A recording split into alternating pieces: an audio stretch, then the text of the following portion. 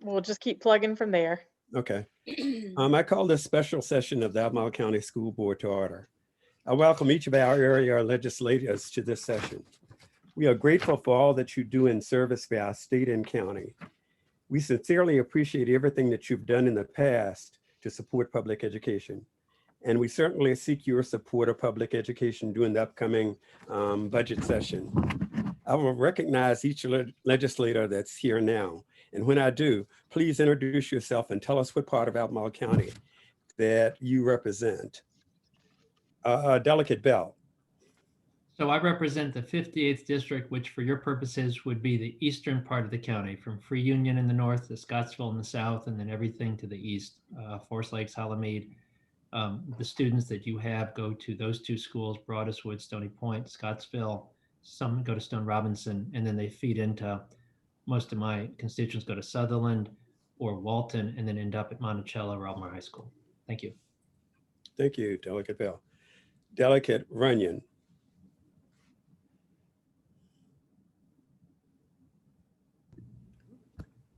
Delegate Runyon?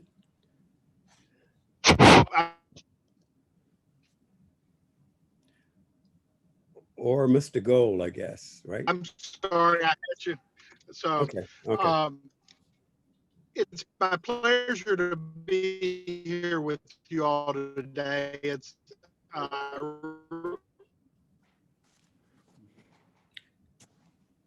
did you all hear me? No, your connection is pretty weak. So we might be losing you. Yeah, I'm sitting stationary. My apologies. I'm in Stanton. Can you hear? Yes, it's better. Okay. All righty. Well, it's my pleasure to be with you all today, virtually, as the times require. I'm looking forward to meeting you all in person. I represent what I would describe as Western Albemarle, with Crozet being really the focal point, up to the edge of the city with Ivy. I think the precinct's called East Ivy. And so it's that western portion. And just a delightful group of constituents out there. Very pleased to be part of it. Thank you. Delegate Hudson.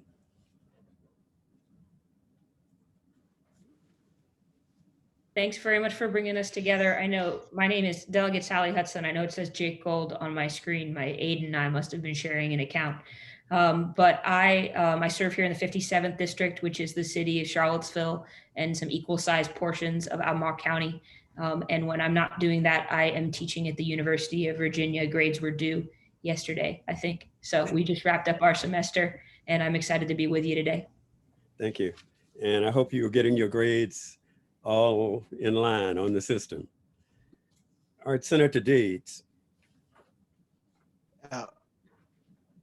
Yeah, thank you very much. I was talking to somebody earlier and I hope this Zoom process really outlives the pandemic. It's very useful and makes it easier to meet together, even though we might be a good distance apart.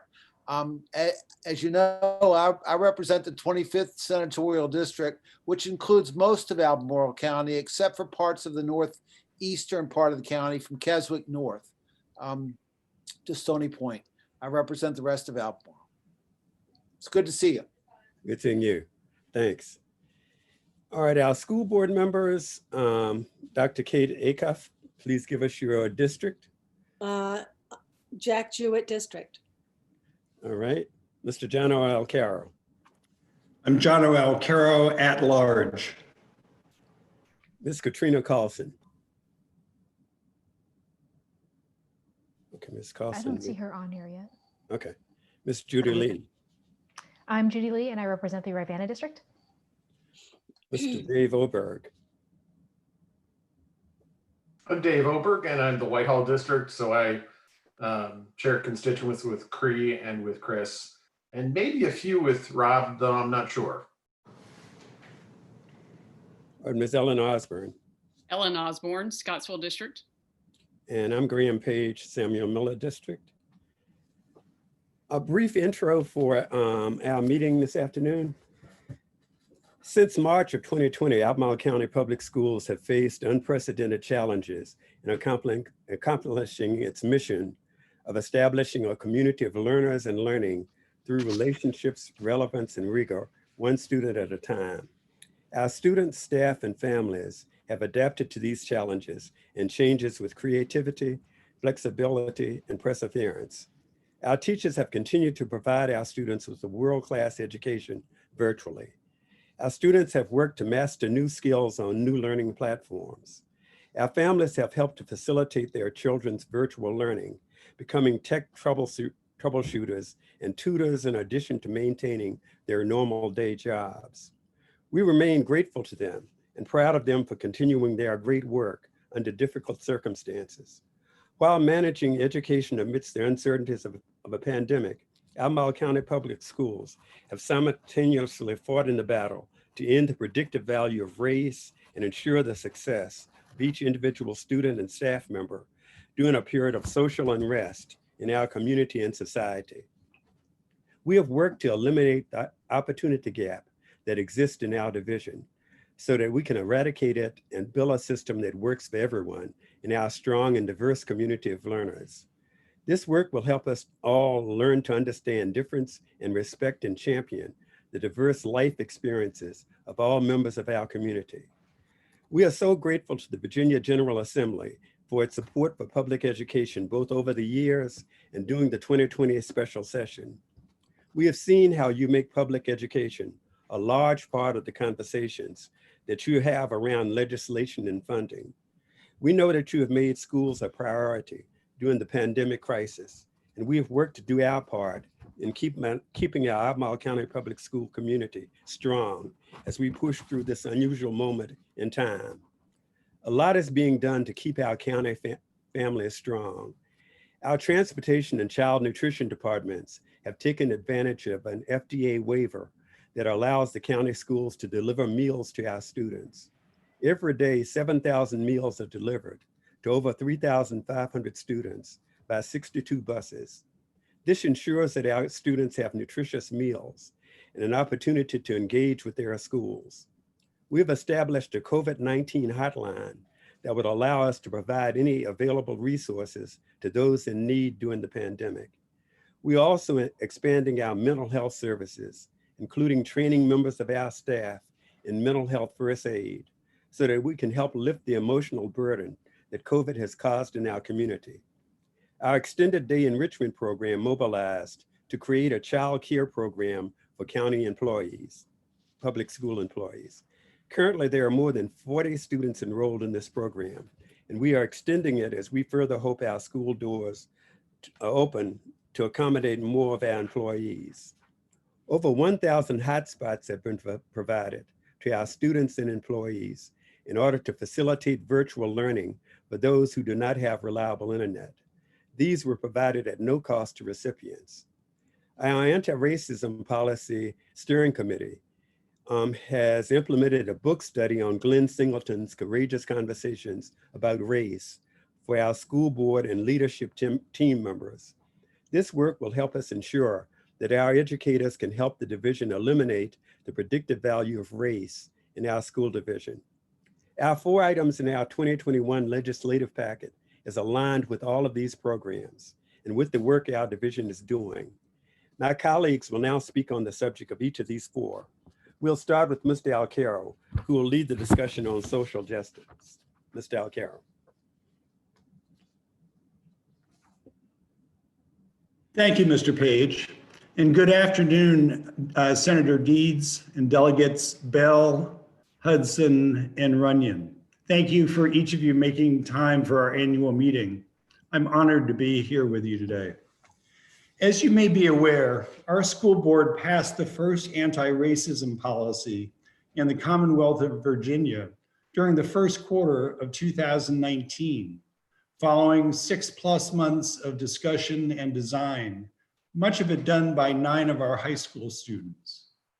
Implementation of this policy continues and will continue well into the future. This problem is certainly not a quick fix, but Albemarle County School Board members are dedicated to have our school division provide equity for all of our students and all of our staff and be anti-racist to its core. Over the last 3 months, As Mr. Page mentioned, our board has spent 10.5 hours of professional development time engaged in discussion of courageous conversations about race by Glenn Singleton. I recommend Courageous Conversations About Race to you highly. I also invite you all to read the book Caste by Isabel Wilkerson if you haven't already.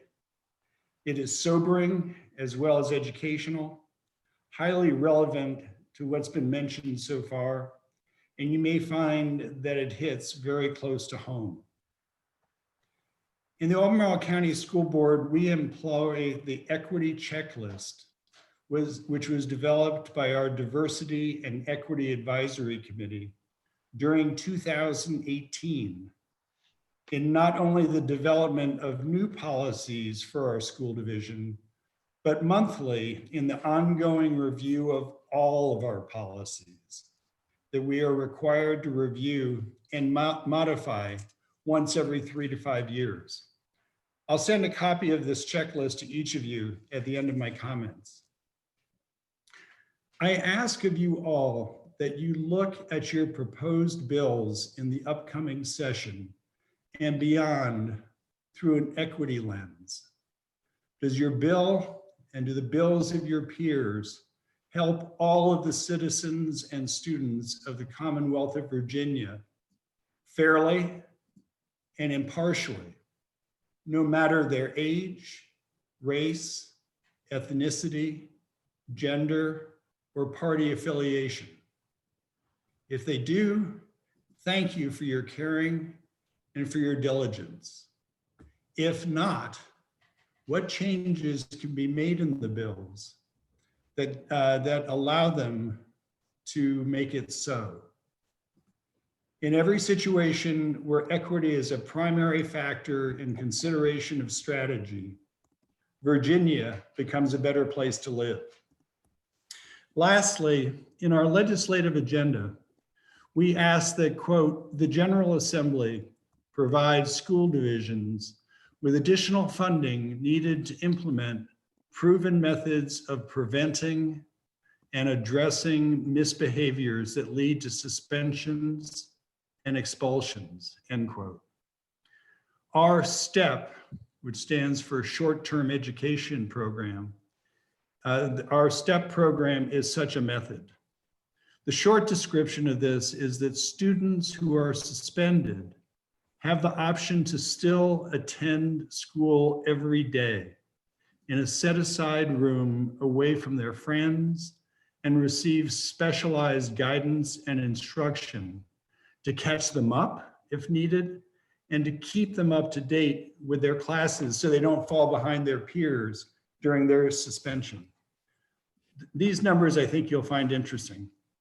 Recidivism for suspended students who have gone through the STEP program has dropped from the pre-STEP level of 70% recidivism to 14% in the program's first year and 18% in the second year. Our original budget for this present school or current school year had included expanding STEP to all of our high schools and middle schools. Then COVID happened. There's a lot more to tell you about STEP, and there are a lot of student stories that'll make your heart smile. But I must end here and ask for your funding of STEP. And I thank you for your time, for your attention, and for your consideration. Mr. Page? Thank you, Mr. Alcaro. Do any of our legislators have questions or comments related to Mr. Alcaro's presentation on social justice?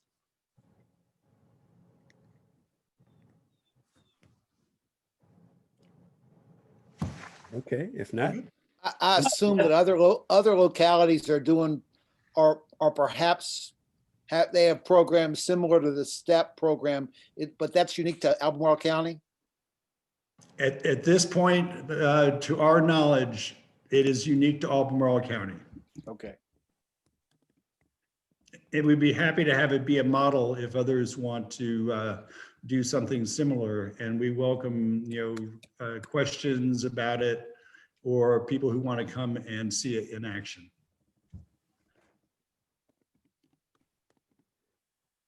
I Any just other- wanted to appreciate the charge that you gave us to prioritize equity in everything that we do. I know that in particular in this year with so many students learning from home, that has meant that ensuring basic economic sustainability at home has also been, as always, a critical part of their education, but in a special way this year. My top two priorities are about evictions and unemployment checks from the VEC, because we have had so many families disrupted and they don't have a home to study from. And we also have a lot of folks who have lost their jobs and don't have the basic needs that they need to put food on those kitchen tables, along with all those laptops and iPads. And so I really think that it's important, now as ever, to ensure the basic economic security of all of our families before they're sending their kids off to school. Thank you for your comments. I agree. Any board members with anything else to add to, or any comments on social justice portion of our presentation?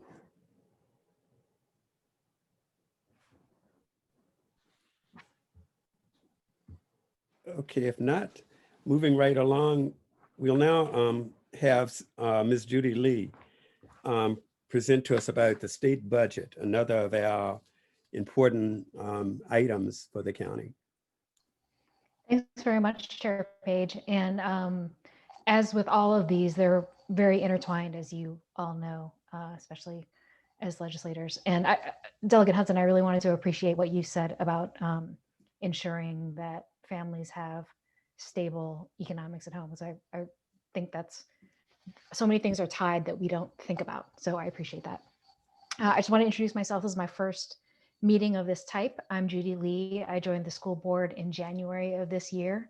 I also have a son who is a 5th grader in a county elementary school, so I've been able to see all of the virtual learning up close down the hall. And I appreciate the work that the division has done on that, because I feel like he's gotten the best that has been possible at this time.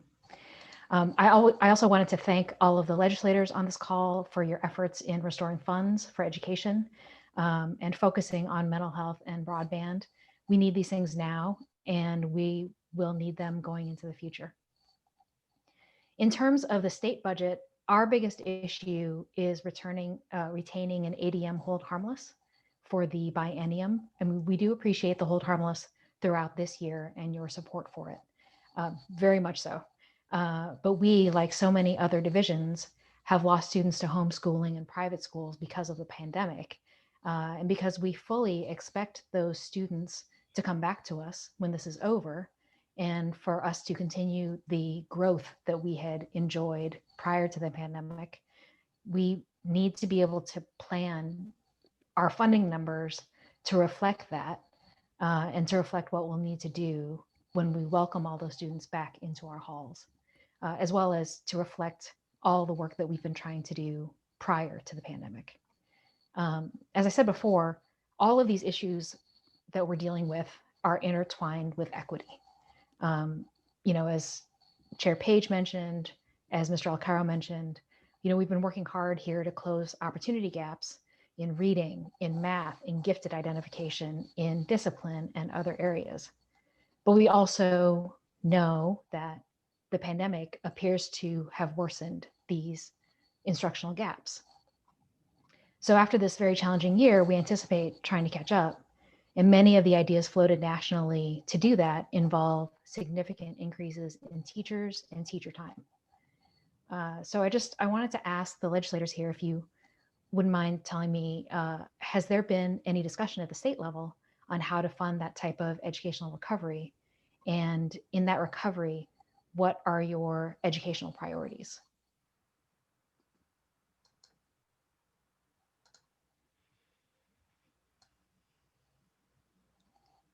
Well, I guess I get to go first. And I want to say that particularly with school funding, it seems strange to be in an Albemarle school board meeting and not have Steve Colazar here. That he was always the squeaky wheel that needed to be greased, particularly when it came to funding. We've got a huge number of catch-up jobs to do. I've really been worried. I've got a sister-in-law that's an elementary school principal in Bath County, and I've got a niece and nephew in schools over here. And the kids, there are a lot of kids that are going to be all right in this pandemic. They're all right with virtual learning, but the kids that I worry about are those that are learning to read, K-3 kids, and special education kids. Those are the children that need hands-on learning. They need to be in a classroom with someone who can keep their focus, keep them, and we've got a huge amount of catching up to do. Judy, I've not been involved in any of those conversations. I've never served on an education committee in the legislature. I do serve on the finance committee, and one of our priorities is going to be to make sure that our schools, not only is there a hold harmless, it's part of the final budget that's passed, but that we take a good, long, hard look, a deep dive into what we need to allow schools to catch up and make sure that our kids can regain the ground that I'm afraid they've lost. Unfortunately, I think some kids that the losses are going to be irretrievable. There's going to be so much catch up. I'm not sure that we're going to be able to do it all, but we have an obligation, it seems to me, to figure out how to make sure that we lose as few children as possible. And we've got to work extra hard over the next several years once we get past this pandemic. Well, I'll speak next, I guess. I mean, I think that there were predictions that the virtual learning would exacerbate some of the equity issues you're describing. And they were pretty compelling predictions, but now the data's coming in and they are reflecting just what you would think. I think most of you know my wife is a teacher's assistant up at Baker Butler. And the stories she brings home at night are consistent with what is seen in the Virginia newspaper reports and the national newspaper reports, which would be that the kids with a lot of support at home are able to somehow get through this. And the kids who were most at risk at the beginning are the ones who are falling by the wayside. And I'll just give an anecdote. It was the other day, and she said that she's with first graders and they can't read. I mean, some can, but the ones that we're talking about can. And so, for example, when she's trying to direct them to the page so that she can help with the lesson, the child has real trouble identifying the page from which she is then going to work, from which she is going to make the catch up. And so you can see at the atomistic level, the breakdown in equity we're describing, which would be with the parent that has the kid that has a college educated parent nearby who can say, no, honey, 120 means the 1, the 2, and the 0. And that's how you find the page. And it's after page 119 and before page 121. That kid's just a little slower to get to the information that the student who spends the entire period unable to even find the page from which to work. And I'm hopeful, I assume that you guys have had meeting after meeting where the parents, teachers, assistants, staff are describing this. But in terms of a priority, I would hope that we would, I guess, first realistically, accurately, completely identify how much we lost here. I think we can be aspirational. We should, say everybody's working as hard as they can, but again, all the data says there's a significant problem. And then that would be where I hope that the budget would direct its resources. I'm not part of the budget. Cree mentioned not being on the education committee. I've been on the education committee, and that's not where the money is. So that's much less important for the topics you're describing than Senate Finance or the House Appropriations Committee. I'm on neither, obviously, but thank you. That might be a good spot for me to pick up as one of the most junior members who is not have a seat on either Senate Finance or Appropriations, but does have a seat on House Finance, which is where we talk about raising revenue to fund critical priorities. So from that lens, maybe I'll start by trying to say a few things that I hope are simple and non-controversial in this group. That school funding is critical, that Virginia lags behind other states in how much our state puts into our system, and that we've been asking too much of our localities for a long time. And I think the state has not been picking up its fair share. We took big steps on the finance side last year to start to do better by that with the equal taxing authority legislation, which will make it easier for counties to raise revenue. And I know that was a top priority for Albemarle County, but I think the reality is that that was just a first step, and that there are a number of things that we need to do to fix the structural hole in our school funding in Virginia. I know we're going to see, with everybody running for statewide office in the coming year, a lot of big conversations about big education plans, and whether that's $1 billion or $2 billion, it's going to be a big number, and it should be, because that's, I think, how far behind we are. And I think that we're going to hear some comments about potential sources of revenue that could fill, say, a $2 billion hole. And we'll hear people talk about small options. There will be people will talk about more gambling revenue from gray machines, and we'll hear people talk about legalizing marijuana and cannabis taxes potentially.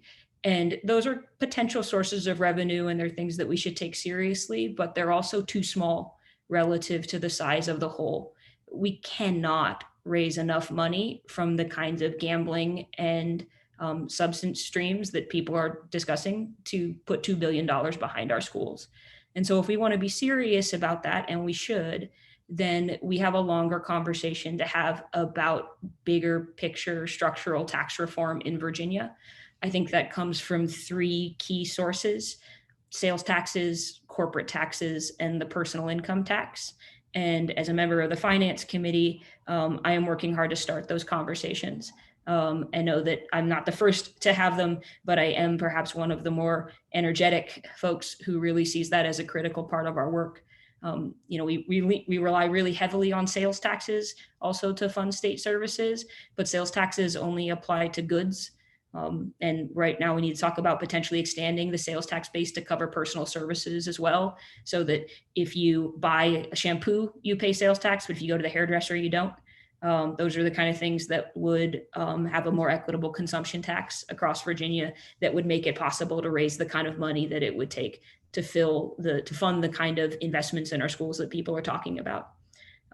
So that's just by way of saying, I'm glad that people are talking about major investments in our schools, and that will be front and center in a lot of our campaign conversations this year. I hope that we can also ensure that when we talk about those big numbers, we talk seriously about what it takes to put real money behind them, because I think there are some items on the campaign trail that are good to talk about that are just too small in practice to really deliver on those promises. If I could follow up real quickly, I hope you paid attention to what she said.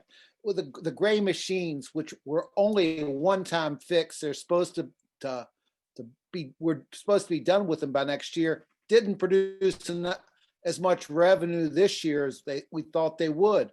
And that's because people were when the stores opened back up, people started buying lottery tickets again. Marijuana, there are some people that want to see that as the sun, but even in the state's standpoint, Colorado and Washington,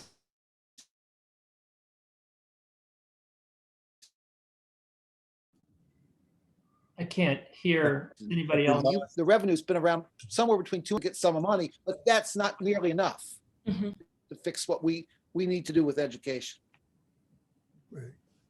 Senator, I think you cut out for just a moment, but I'm glad you said it, because if that's, I think, actually the next point that I would have said too. Colorado and Washington are further down this road than we are, and they've managed to raise $200 or $400 million from cannabis. And if we're talking about $2 billion, I'm sorry, but that number is too small.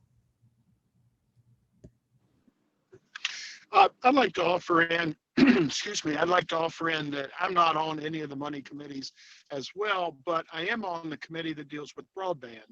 And I can understand and appreciate the challenges that educators are going through in trying to create a virtual environment. I was curious to know, and in your opening comments, you talked about that you had put in 1,000 hotspots. Does that meet the need? Does that fully cover all your students? It does not. We still have a problem with some of the kids. Do you know how many? I don't have a number right offhand. That's fine. So perhaps if that number is available, I'd be interested in it. What is the cost of the 1,000 hotspots? I know you didn't charge the your citizens, your students, but somebody's paying something. So what kind of number are we talking about? We do have Dr. Christine Diggs Yeah, here, Diggs. if you want to. Yeah. Dr. Diggs, could you address that question, please? Sure. Good afternoon. I'm Dr. Diggs, Chief Technology Officer. We've invested over $500,000 in the hotspots, and the primary reason is because we had to go with unlimited data plans in order to support the video that's required by virtual instruction over Zoom, and so that raised the cost significantly. Gotcha. And Okay. there were a little under 200 students that we had coming into our schools because we could not, either they preferred to come into school or the hotspot wouldn't work in their location, to answer your first question. Okay, well, I appreciate that. And you know, going back to what we're all trying to accomplish, and that is provide high quality education to students in the environment we're dealing with, and then be prepared as we move forward. And so I know Albemarle has a number of unique challenges relating to broadband, but the other counties that I represent have similar challenges. So that's an area that you ask educational priorities. That's an educational priority for me. How do we figure out how to move forward in a substantial manner, the ability to get broadband services into the homes, not just for education, but for healthcare and other quality of life issues.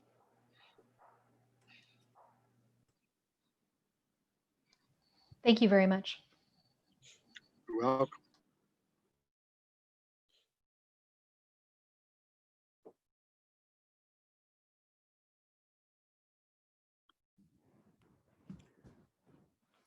There are other comments from other board members related to this. Mrs. Hudson, Delegate Hudson, I really enjoyed and appreciate all of your comments, because I think all of those things could be very good potential revenue sources for our schools. So thank you for your work in each of those areas. I became an economist because I wanted to work on funding schools. Thank you, very good. Any other comments or questions related to our state budget portion of our? I would just like to thank Delegate Bell, or ask Delegate Bell to thank his wife, who is a teacher up at Baker Butler. Baker Butler recently was one of 4 schools throughout the state of Virginia that received an award for basically eliminating the achievement gap within its students. And the numbers there were extraordinary. And so Delegate Bell, if you would pass along our thanks to your wife and the rest of the Baker Butler team, I sure would appreciate that. We were parents there too, so that's where my daughter spent her whole K through 5, and I'll pass that on. The school was just like you'd think. The teachers were pretty proud of it. The administration was very proud of it. They worked very hard at that. So I'm sure that you've told them that also, but thank you. Thank you. Any other comments related to the state budget? All right, next we'll have the mental health portion of our packet presented by Dr. Kate Acuff. Well, I'm not going to read my section. We greatly appreciate the work that you've done in the General Assembly to increase support for mental health and mental health school counselors. But as you know, you have not fully funded your portion of that, and that would be very welcome. Mental health is an issue for 1 in 5 kids nationally, and I don't imagine we're any different. And that was before COVID. We have, and as we all know, children's social and emotional health is critical to learning anything. And this has been extraordinarily stressful for a lot of our kids. and their parents. We hear from a lot of them on a daily basis.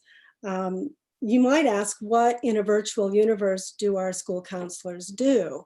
And I know at one of our elementaries, I did not tally all 25 of our schools, but at some of our schools, the school counselors will pop on a regular course or classroom and say hello, making certain that the kids know who they are. And some of them, they do directed activities such as learning how to categorize problems. You know, this is a problem. Is it a problem with your classmate? Is it a small problem that you can do on your own? Here are some tools that you can handle that. When should you go and talk with an adult?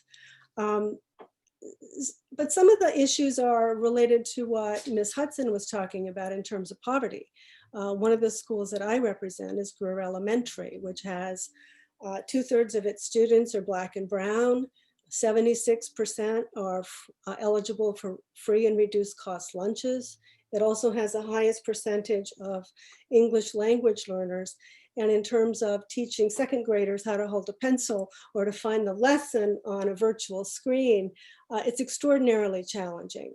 The guidance counselors at Greer do everything from being the coordinators with the toy lift that we just happened and explaining to some of our Muslim families that their kids can get toys for a Christian holiday, and if so, you know, where they can pick up the toys, and sometimes they make deliveries.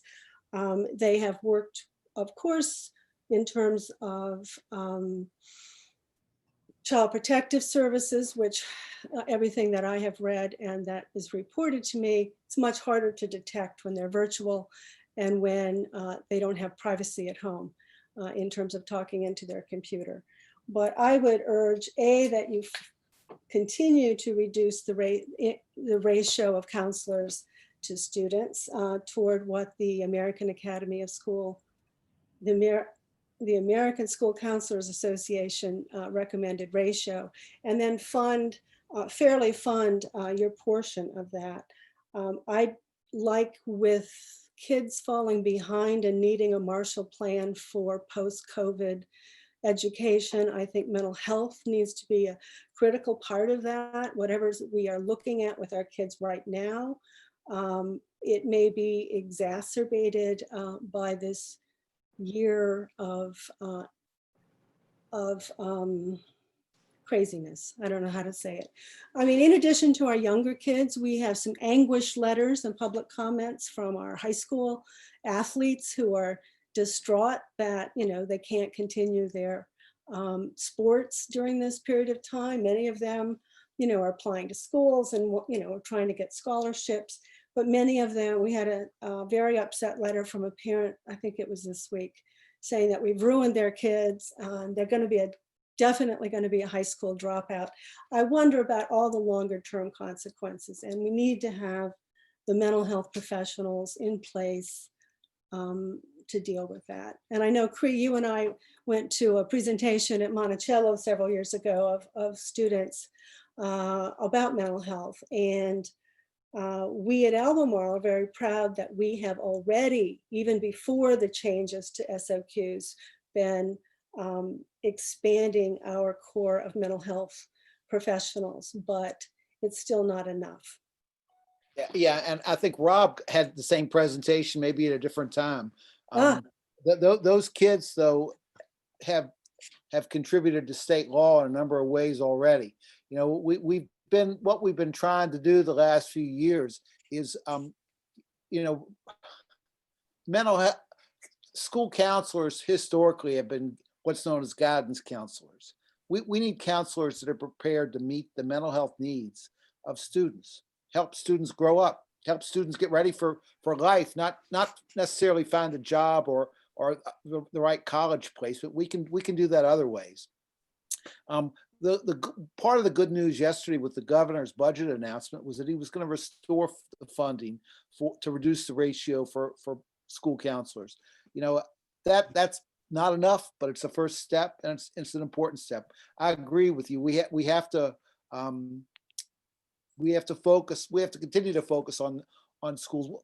One thing those kids from well, the presentation was at Monticello, but the kids were out. There was actually a student from Western Albemarle and a student from Albemarle High School too.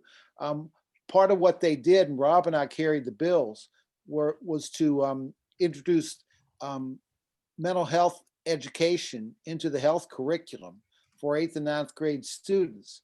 That's critically important in terms of reducing the stigma associated with mental health, and also give kids the tools they need to recognize issues that might be first appearing among some of their peers along the way.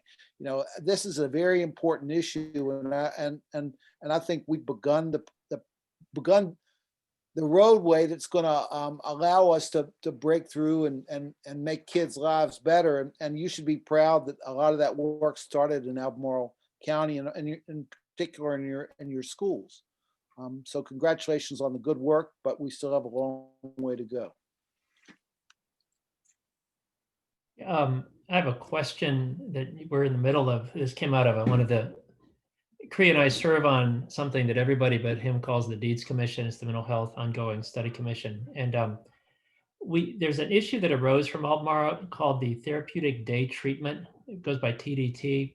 Right. And it's what happens is a counselor identifies a program which needs more intensive care than he or she can provide, and they are then sent to the TDT program. And there was a change in the way the program was run, and you might recall a big article in the Daily Progress, and this was the first sort of, it was happening statewide, but as sometimes happens, somebody has to identify it first. The administration swore that they now had eliminated that it's all fine, that other programs are taking the place. I am always skeptical. We just had that meeting. Can anybody tell me if it is, I mean, have the TDT rates gone back up, or has an alternative equivalent program be put in place? Because these are I've got one in my head that I'm visualizing from Baker Butler, but these are the kids that need more than an occasional check-in with the counselor. This is literally where they do some triaging and identify.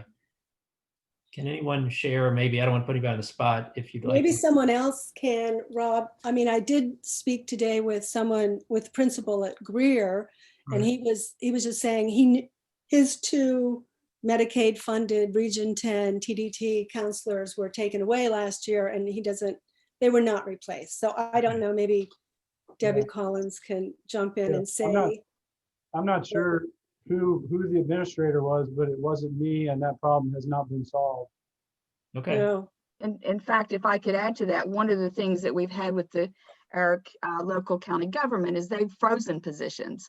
So not only have the TDT workers not returned, we have social workers that those positions have not been filled. Okay. Let me make a request, and this may not be the best place for it, but somebody, one of you is the right person, and this will save us a lot of work and phone calls.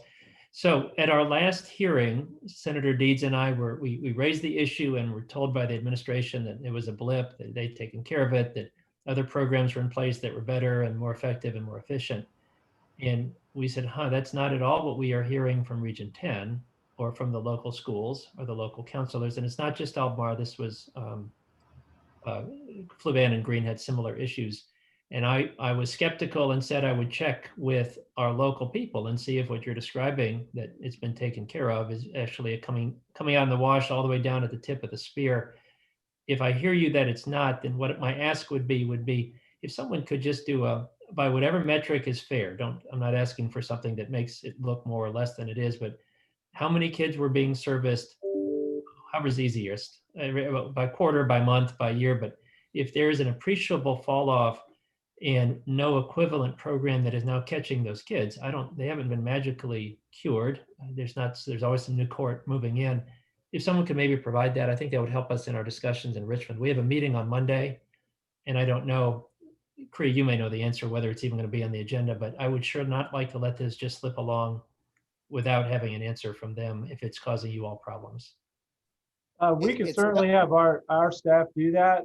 I'll swap you. If you can let me know who the employee was from Albemarle County Schools that relayed that information, if that's what you're suggesting, I'd like to have that as well.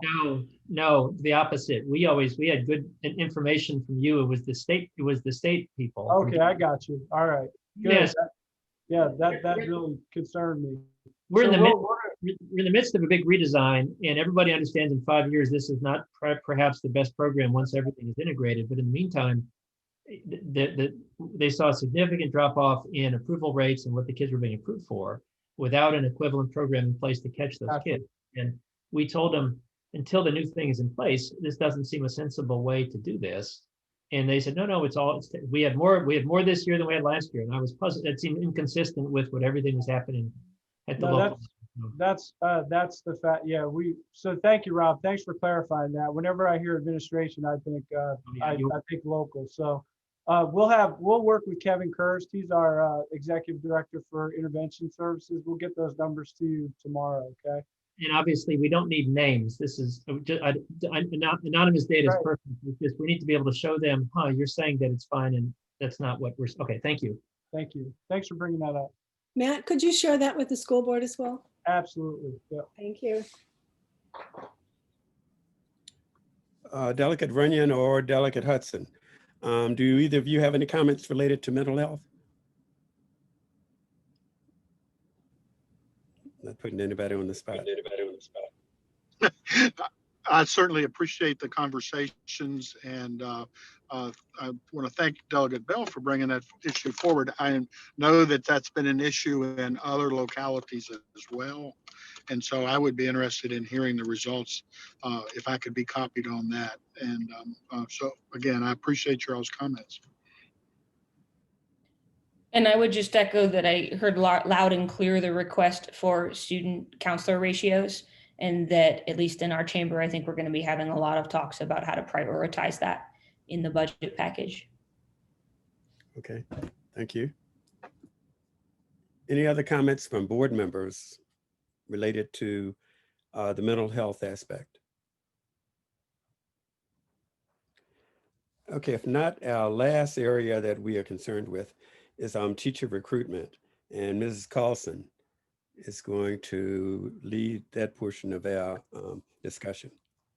Hi, everyone. It's great to see your faces. I feel like I have used to see so many of you guys in passing at events like Delegate Bell at graduation and Sally Hudson dancing in a reindeer costume on the side of the street, but maybe next year.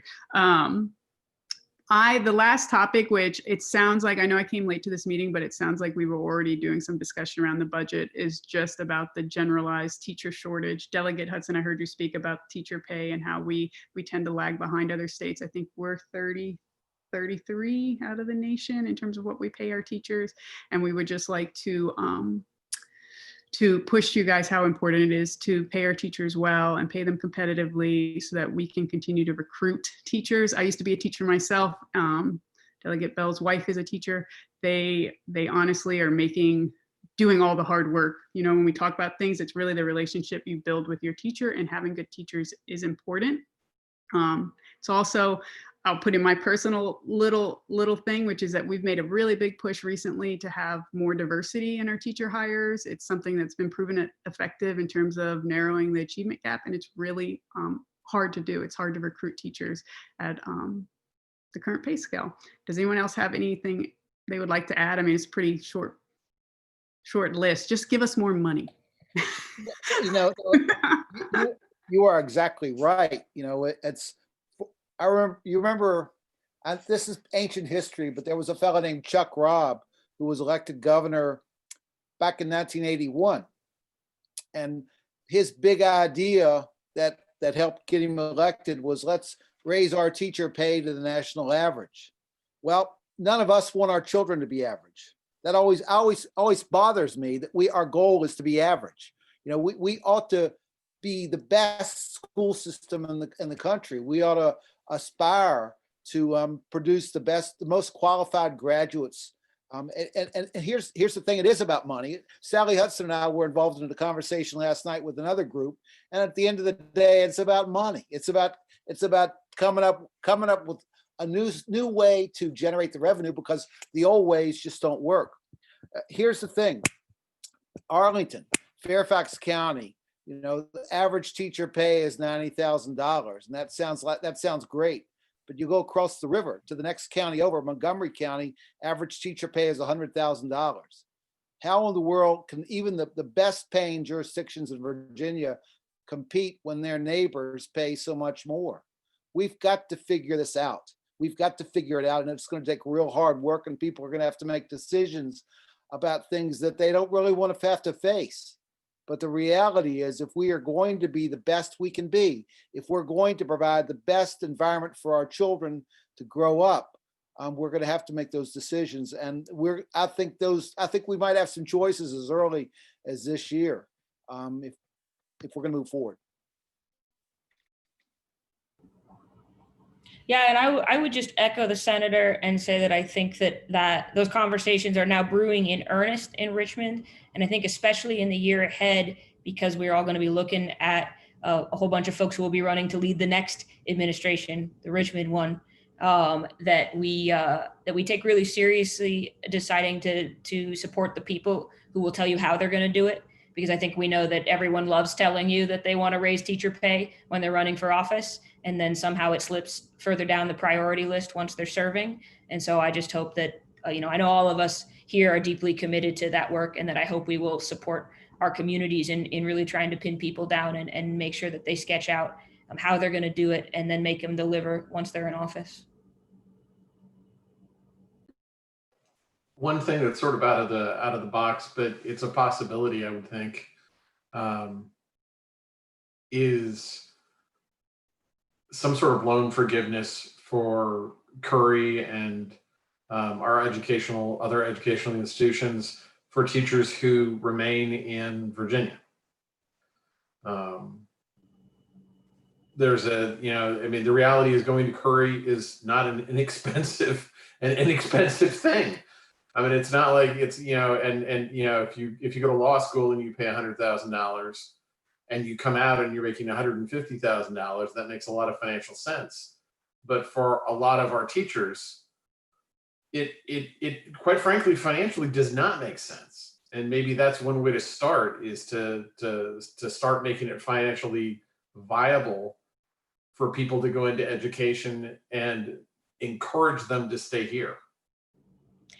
I think that's a good idea. I confess, if I'm going dollar for dollar and I have to choose between raising pay and doing loan forgiveness, I would rather just raise pay, because it just maximizes flexibility of the person being paid. They can use it to pay down debt if they want. And if they have other priorities like paying for a mortgage or buying that first car, they can do it. And I just think it takes the burden off the state of administering that loan forgiveness program. I think especially at the federal level, we have seen loan forgiveness programs offered, for years, and remarkably low take-up rates, or people who can successfully navigate all of the hurdles of getting those loans delivered. And so from my perspective, I'm not sure that it's worth the headache of administering the program that pays you back for one and only one thing, if we could put those dollars, dollar for dollar, into just raising wages. But that's sort of my take.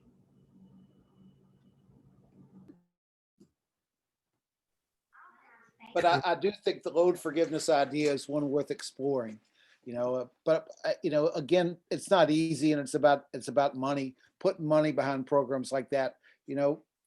For example, years ago, we identified real needs in every area of mental health provider, from counselor to licensed clinical social worker to psychologist to psychiatrist. And we found plans that worked in other states built around loan forgiveness.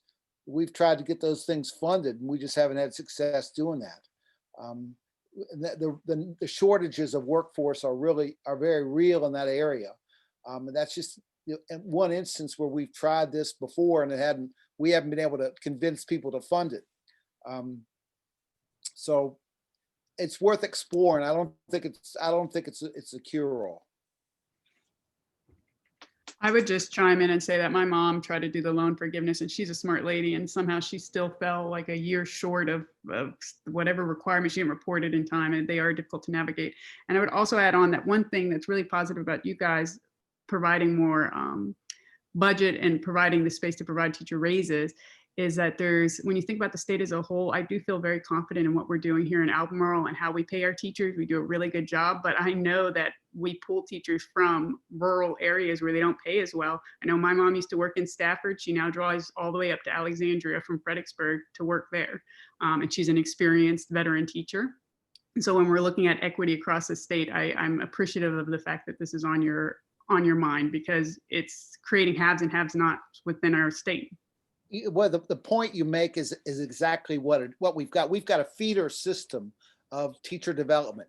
Counties like Bath, where I live, we get our teachers from West Virginia because we pay more than West Virginia, but nearly everybody else in the state pays more than we do. So our teachers, unless they have some connection to Bath County, they stay here a few years and then move on.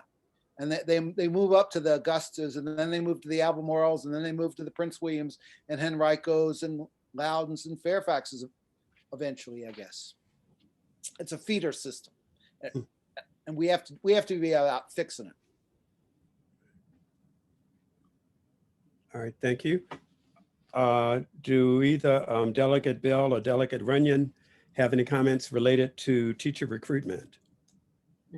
No, and thank you. I have a hard stop. I appreciate everybody's comments today, and I look forward to working with you. Thank you.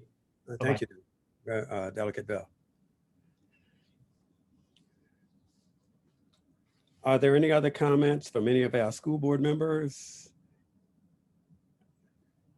I'd just like to thank all of our representatives for all the work they do for schools and for getting on a Zoom meeting. I'm sort of with Cree. It is easy to do Zoom in some ways. We may be able to have, we're already talking at the schools level that some of our kids actually like, maybe some of our older kids actually like virtual, but it's still much more fun to see you in person. It is. My fourth Zoom of the day. Wow. Yesterday mine too, Craig. Yesterday we had nothing but snow and ice, and I had 3 Zooms. I did them all from my dining room table. Wow. I'm in the office today. Okay.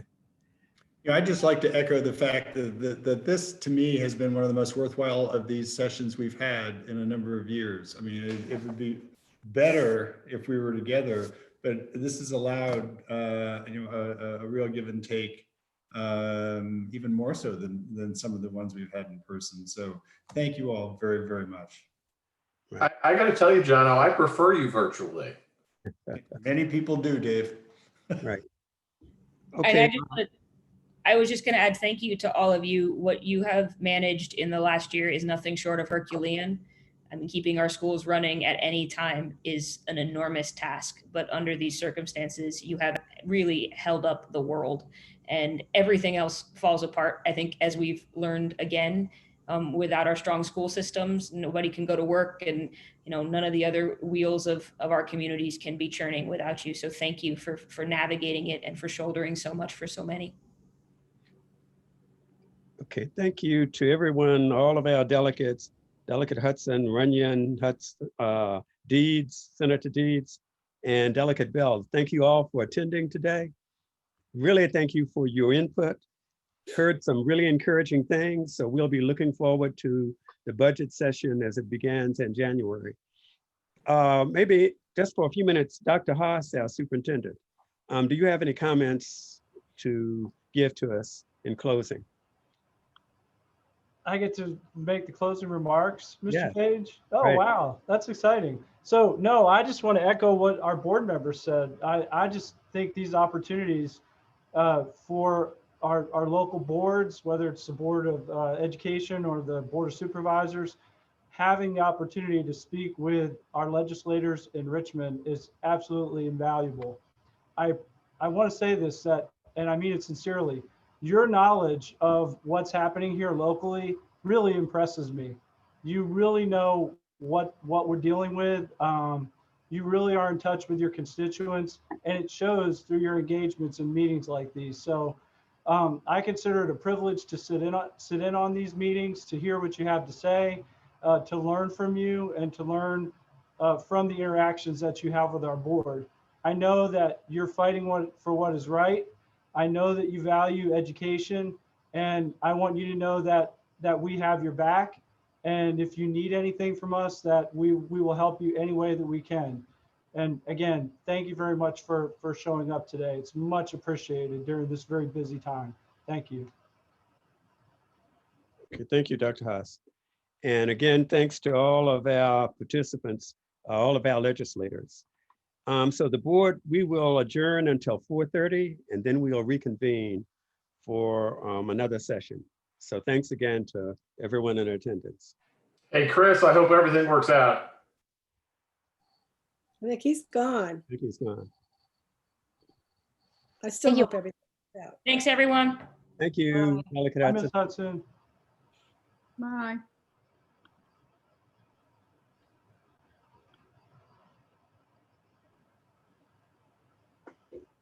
Okay, it's now 4:30 p.m. Eastern Standard Time. And just to make sure that we are legal, I think that our minutes should reflect that this meeting is being held electronically pursuant to Virginia state law and Albemarle County ordinance because of the COVID pandemic. And in this meeting, we are communicating it to the public through Zoom, but we do not have public comment during this meeting. So we are now ready for our afternoon session on budget development. And I think Dr. Patrick McLaughlin is going to lead us.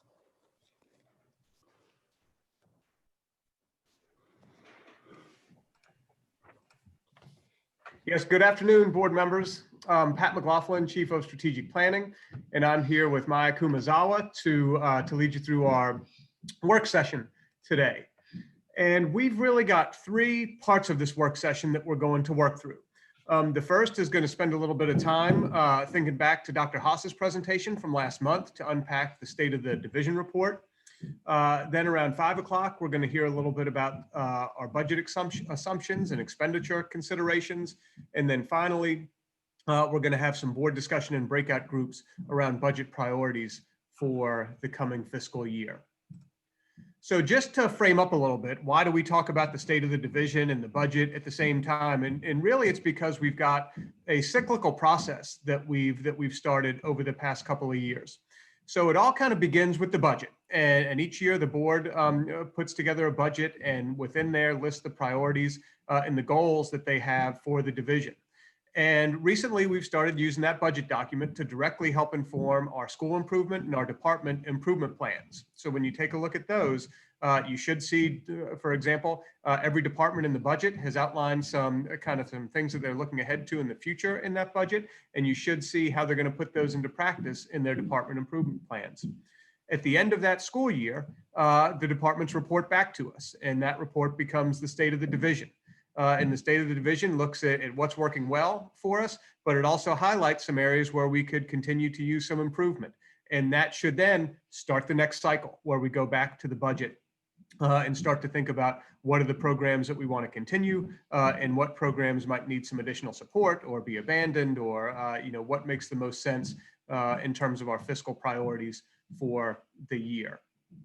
And so today, we're going to spend a bit of time unpacking the state of the division. You heard a pretty comprehensive report on the state of the division last month from Dr. Haas, and we're going to just use that to kind of prime the pump a little bit and refresh our memories to really go into the heart of our work today, which is around the budget priorities.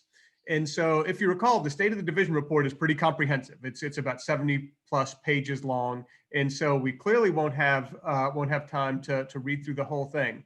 But what I would encourage you to do when we do our first activity is take a look at the table of contents. What stands out to you? Is it the equity report? Is it human resources? Is it reports from our individual departments that you want to take a look at? And we are going to open up a Jamboard for you all. If you remember that, those are those boards where you can move some Post-it notes back and forth. And the first thing that we want you to do is just individually take a look at the state of the division and start identifying areas in the state of the division that you think are strengths for the division, what we're doing well, weaknesses, areas where we could improve, opportunities, what are some trends that are out there right now that we could take advantage of, and what are some threats to the division meeting our goals. While you're reading through that and you identify those strengths and weaknesses and opportunities and threats, write a Post-it note and post it on the Jamboard and put it into the correct quadrant up on the board. You'll see that you've got the link to the State of the Division report, and this is what your Jamboard is going to look like. Just to remember, you're all going to be working off of the same one, and there's going to be multiple pages to this board that you can get to up here. The rest of the pages 2 through 5, are going to be a second activity that we do with Ms. Kumazawa when she comes on for her part. But just to remember, to add a sticky note, you click over here on the sticky note icon, you type your message that you want in there, and then you click save. It'll appear on the board and you can move it all around. You can change colors. I know we've got some board members who really like to personalize and put their own colors on there. For this activity, I'm going to ask you to keep them all yellow, because in the second part, we're going to do a group activity where the colors are going to become more important. So for 10 minutes, take a look at the state of the division, and I will drop our presentation for today into the chat in just a second, and you can access the state of the division through that presentation. There's a link there, and you can access the Jamboard through that link. So let me stop sharing my screen for a second so I can get this into the chat. I'll put a direct link into the Jamboards too. That first link is the state of the division. The second link will take you to the Jamboard, and I'll go ahead and put the state of the division link in there too, just to make things easy. And then the third link is the state of the division. And so I'm going to step back. It's 4:36. We'll go until about 4:46. I'll put the Jamboard up so that everyone who's tuned into the meeting can see what you're putting on there. But your charge over the next 10 minutes is to identify a few strengths, weaknesses, opportunities, and threats. And I'm sorry, Pat, you were clear about the colors, but I missed what you said. Should Yep. we be using one color or? Yes, please. If you can leave everything yellow for right now, that would be Okay. Ideal. Yep. Okay. All right. So 10 minutes. Ready, go. You realize telling me to leave everything yellow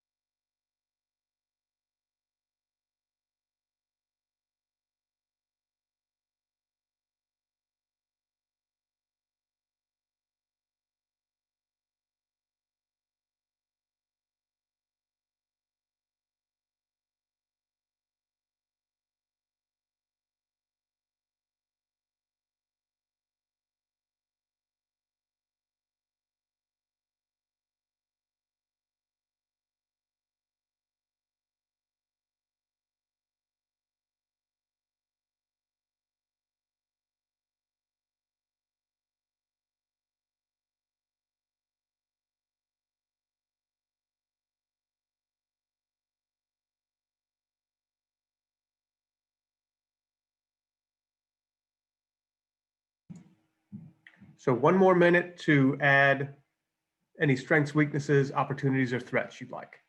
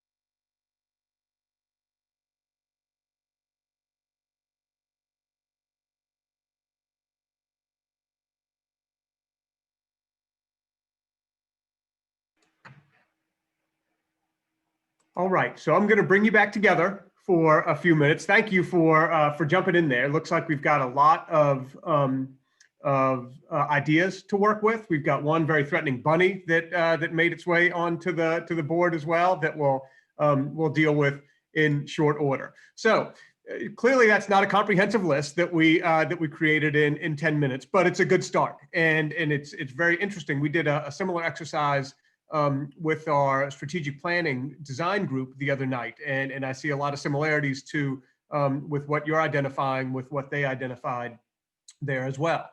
And so for the next step, we really want the board to work together on this and start thinking about what are of the threats and weaknesses that were identified and of the strengths and opportunities that were identified, what are the most important for you all to be considering as you start to have a conversation around the budget.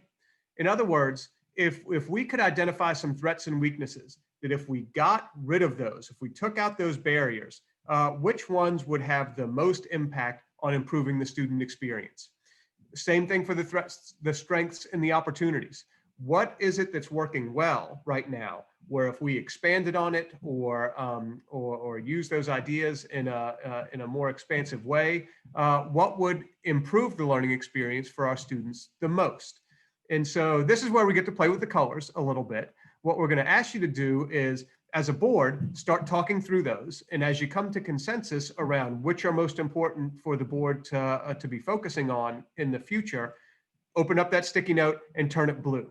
And we'll keep the notes that turn blue will just give us an indication that that's what rose up to the top of that conversation. And that's something you can keep in mind as Maya takes us through some of the budget work that we're doing.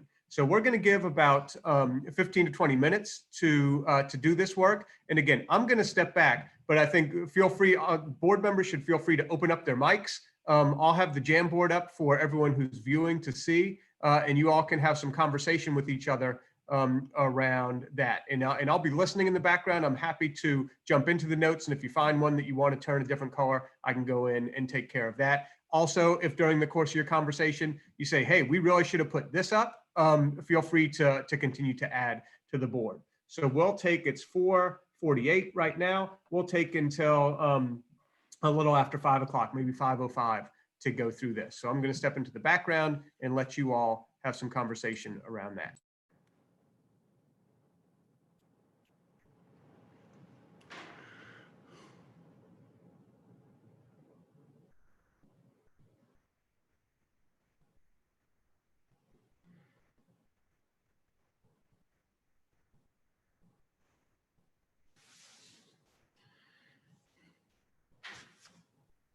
Are we just supposed to start up?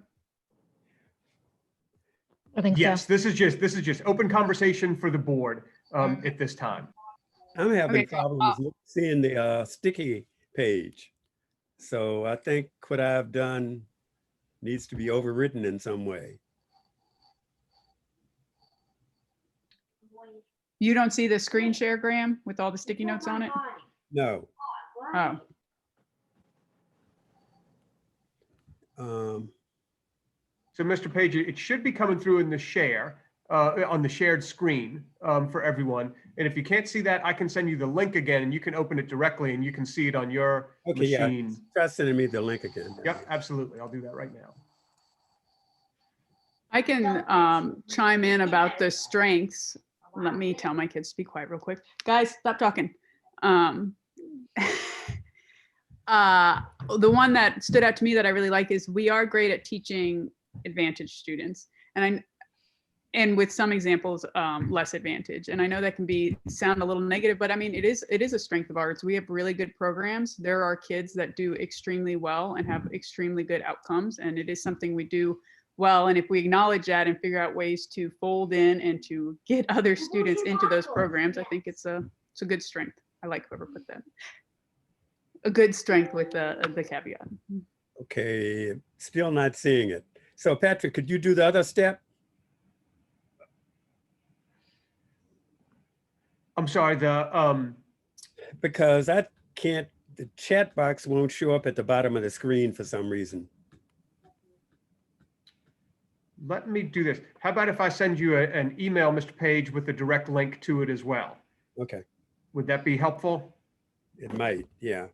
All right, let me try that. Hey, Graham, if you go to your view options, you've changed the view option. Go to the view option and put it so that it allows you to see the presentation.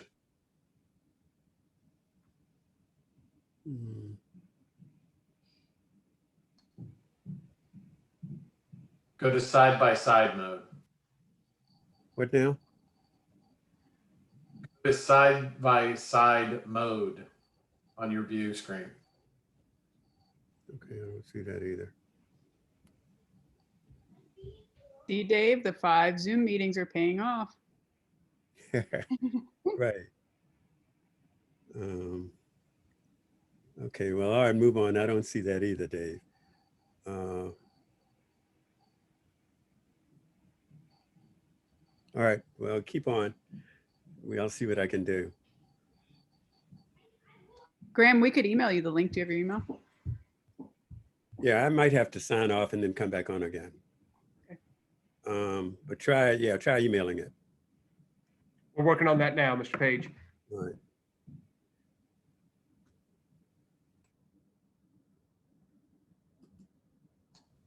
I like the potential to establish a foundation.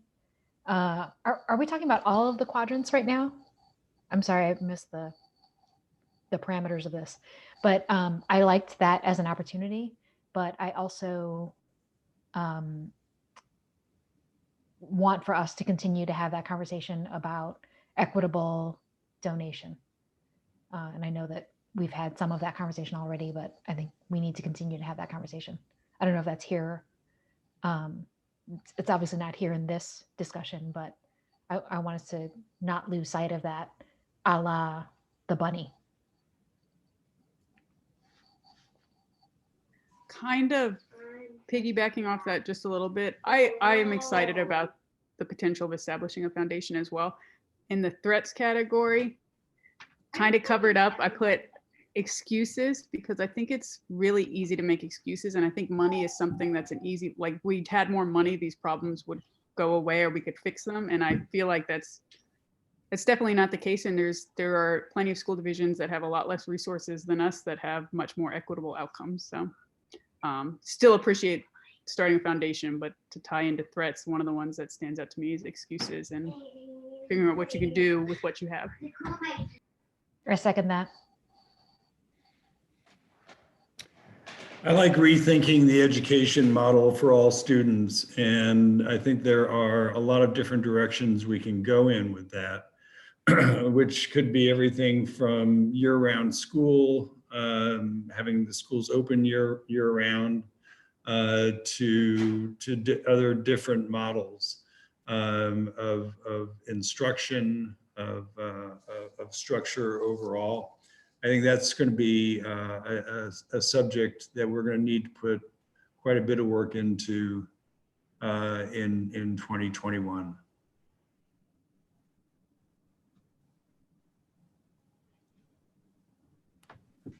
I mean, the weakness is there's an absolute binding theme there.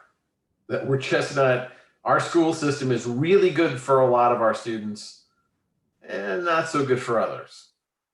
And that comes down to, Katrina's issue of excuses. We have 1,000 excuses for why that's true, but we all know it's true.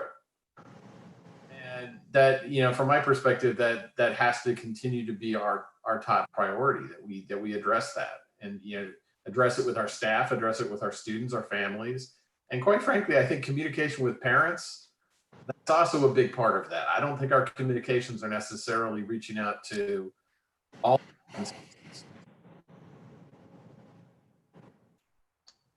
Agreed. And I think that our communications, I know that we have translation in a lot of our communications, but I think our communications quite often assume that there is a high literacy at home.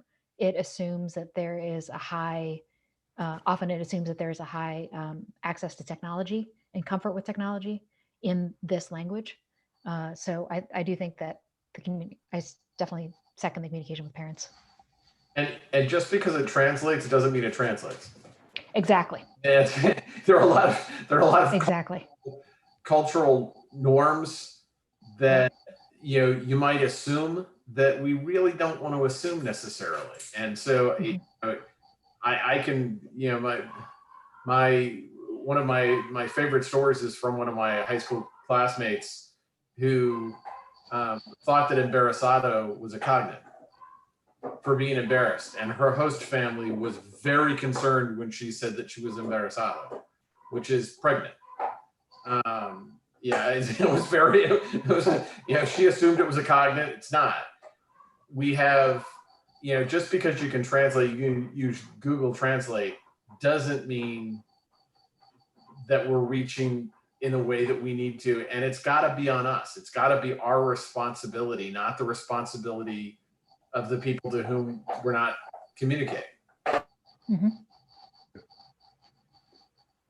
Yeah, I can't remember the number of languages we mentioned in the State of the Division. It's like, is it 91 or something like that? 81. 81. Yeah.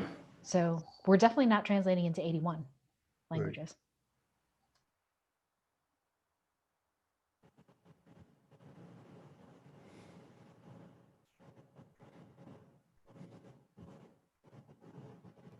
I'll jump on. The one I didn't put a sticky note in was in the weakness category. And that brings up one thing, which I feel like a lot of times from our conversations, we leave out our Spanish speaking population. I know that I'm personally guilty of that a lot. I focus on African Americans or Black students, but we have this other large minority group that I don't know necessarily. Maybe I'm just saying my own weakness. I don't know if we focus on them as much as we should in our conversations. Yeah, And some of the data is not trying to seem to support that. Like some of our biggest drops were, what is the one I'm thinking of where it's like a big drop. It's how our English as a second language students were doing in something. Mm-hmm. I agree with you on that, Katrina, because it is our largest minority group, and it is one of the smallest percentage of teachers from that minority group. Mm-hmm. And so it's not an either or situation between minority groups. It's got to be an and we've got to make sure that it stays that way for everybody. Right. Yeah, I think we should probably have as one of our goals, making sure that our teaching staff represents our complete student population. Instead of where we have been focusing, not saying that we have to stop focusing there, but make sure that it really reflects everybody. And then another one too, switching, the senior exit survey data. How much information are we receiving from that? And how is that data being used?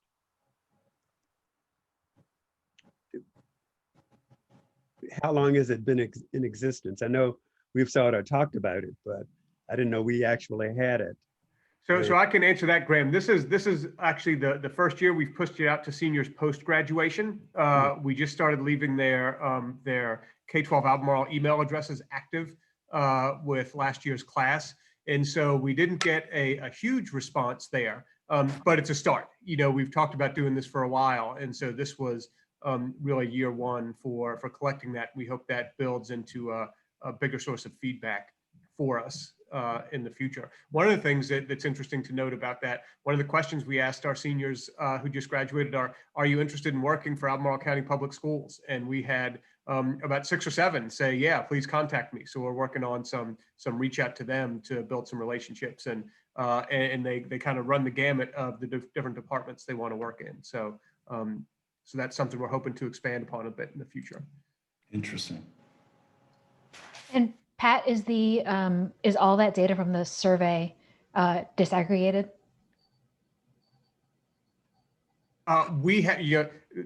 I've got to go back and check, Ms. Lee. It's been a little while since I took a look at that. Mm-hmm. So I can find that answer and get it to you. Great, thank you. Yeah, I'd love to see it by various groups and by a feeder pattern, really. And that potential to establish a foundation is really something we should focus on, because that could take care of some of our in-county needs, things that would be strictly for Albemarle County. I know PEF helps us some, but if we had our own foundation, it would really be great. I know the city has a foundation already, so we need to enter that arena too. You know, it's interesting. I'm somehow confused in terms of the foundations, and I want to pick this up another time, because I know there's a desire to do one regarding PTO, contributions, and there's one that appears to be interested in helping families that have been really hurt with the pandemic and other situations. And so I would love to get some clarification in one of our regular meetings about that. One other thing that I just wanted to throw out is that in the rethinking of the ACPS educational model for all students, I think one of the things there is, and it says it in the lower left-hand corner, we need to probably build some virtual learning in at certain levels. For more students. We know we've got students doing virtual learning in the high schools already for courses, Chinese, Arabic, other types of courses that we don't offer anywhere in the system that they're already taking and working on getting credit for.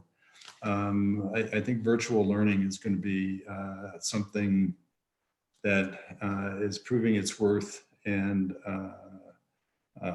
in some cases, and we need to include going forward.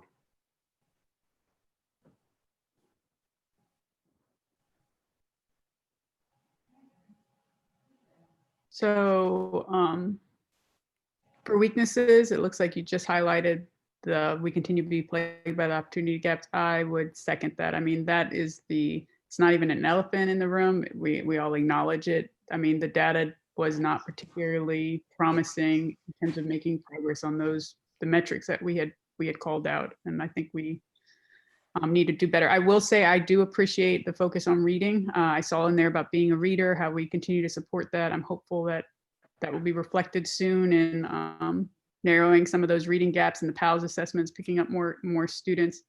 Because I think by the time others might disagree, but I feel like we have some tracking going on. So by the time the kids get to high school and middle school, it's hard to close those gaps. So I like that we put that focus. I'd like to see that continue in the next budget, that focus on elementary reading. I don't know if we're at threats, but my threat was somewhat humorous. It was also very, very serious. I think we get distracted a lot. A lot of the time it feels like we're playing whack-a-mole on this job, that it's sort of like one crisis after another, and we have an idea of where we want to go, and then something happens. And the pandemic is an obvious example of that, but I've been on the board for 5 years now, and it is not uncommon for us to have a high goal, a high purpose, and then something happens and, you know, the next 3 or 4 meetings are obsessed with that responsiveness. And so, you know, the man who chases 2 bunnies catches neither, right? I think that we just need to be aware of that the more diffused our attention is, the less likely we're going to get anything accomplished. You know what, to that point, Dave, I think one of the things that we don't use enough, and I think we've only got 1 or 2 currently, and is subcommittees. And, you know, to get some members, you know, 2 or 3 members to work on substantive as opposed to sort of procedural. Correct. Yeah, and to really, you know, put some thought into it, and then bring organized, not reports, you know, but organized subject and next steps, so that we can go about a lot of these things in an organized manner, and stay on subject. And so maybe in each session, the chair asks for the subcommittee, what do you have this week? And then, you know, and then go through the 3 or 4 or 5 of them that there might be. And so we're getting updates and build ourselves up to making decisions based on information given to us by those groups. So just being a little mindful of time here and respectful of the board's time, I think this gave us a great start. You know, this was, I hope that we did what we designed this to do, just to get you thinking about what's important to be thinking about right now as we go into the budget season. What's working well? What opportunities do we have that we might want to develop further in the county? What do we have to watch out for that can be a threat to the work that we are doing? And so I'm going to stop my share for just a minute, but if you've got your Jamboard open, leave it open, because we're going to use the same boards a little bit later in the presentation. And I'm going to turn things over to Maya now, so she can take us through the second part of the work session, which is taking some of these ideas and using them to think about budget and budget priorities for the coming fiscal year. So Maya.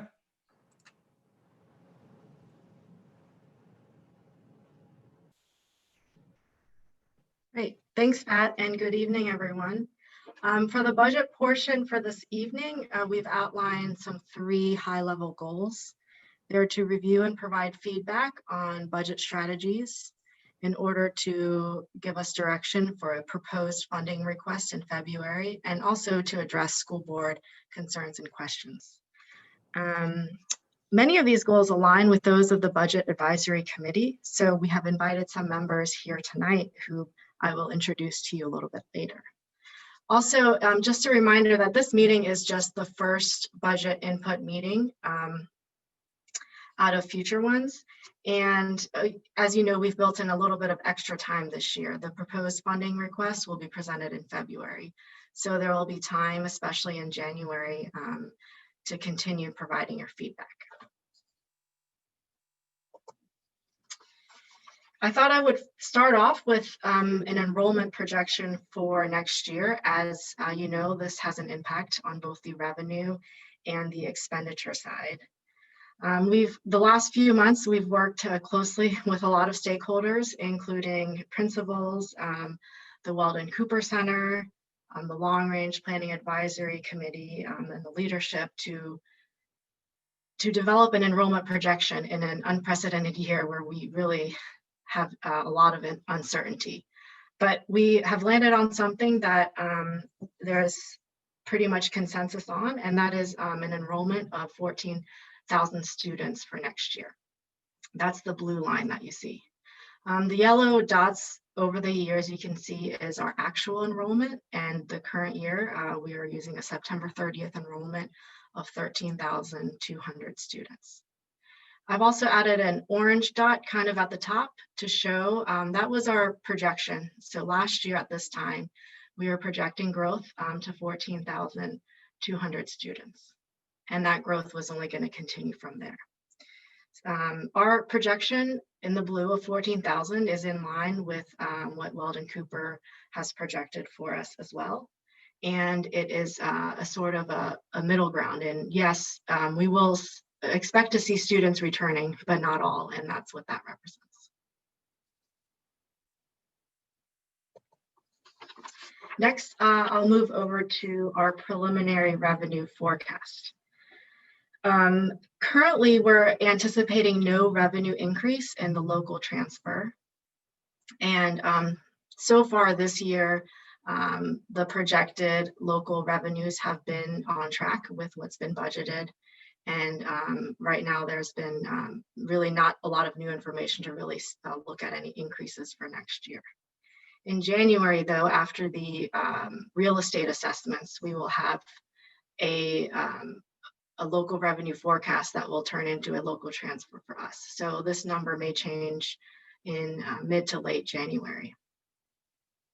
On the state side, we have just recently received the governor's proposed budget for the current biennium, and it is a very positive proposed budget that we are excited about.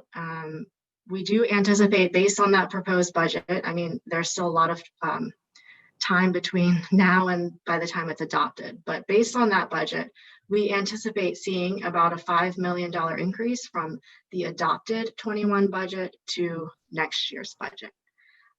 The proposed budget by the governor does include a revision for the current year, as well as projections for the next year. So this increase is not an increase from what we're projecting for this year, but rather what was adopted back in the spring. So that's mostly what this large increase is made up of. As back in the spring, we made some pretty conservative projections about the economy. So about a little over $2 million of the increase will come from SOQ funding, which includes sales tax revenues. A little bit under 1 million will come from lottery revenues.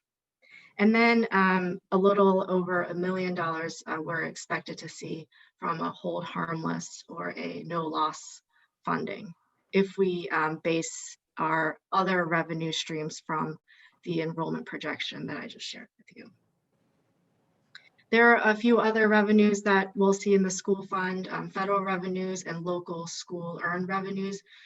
We will probably be projecting lower local school revenues, as there are a lot of programs that have been put on hold due to the pandemic, and we are still working through those, but those will not be lowered in any significant way.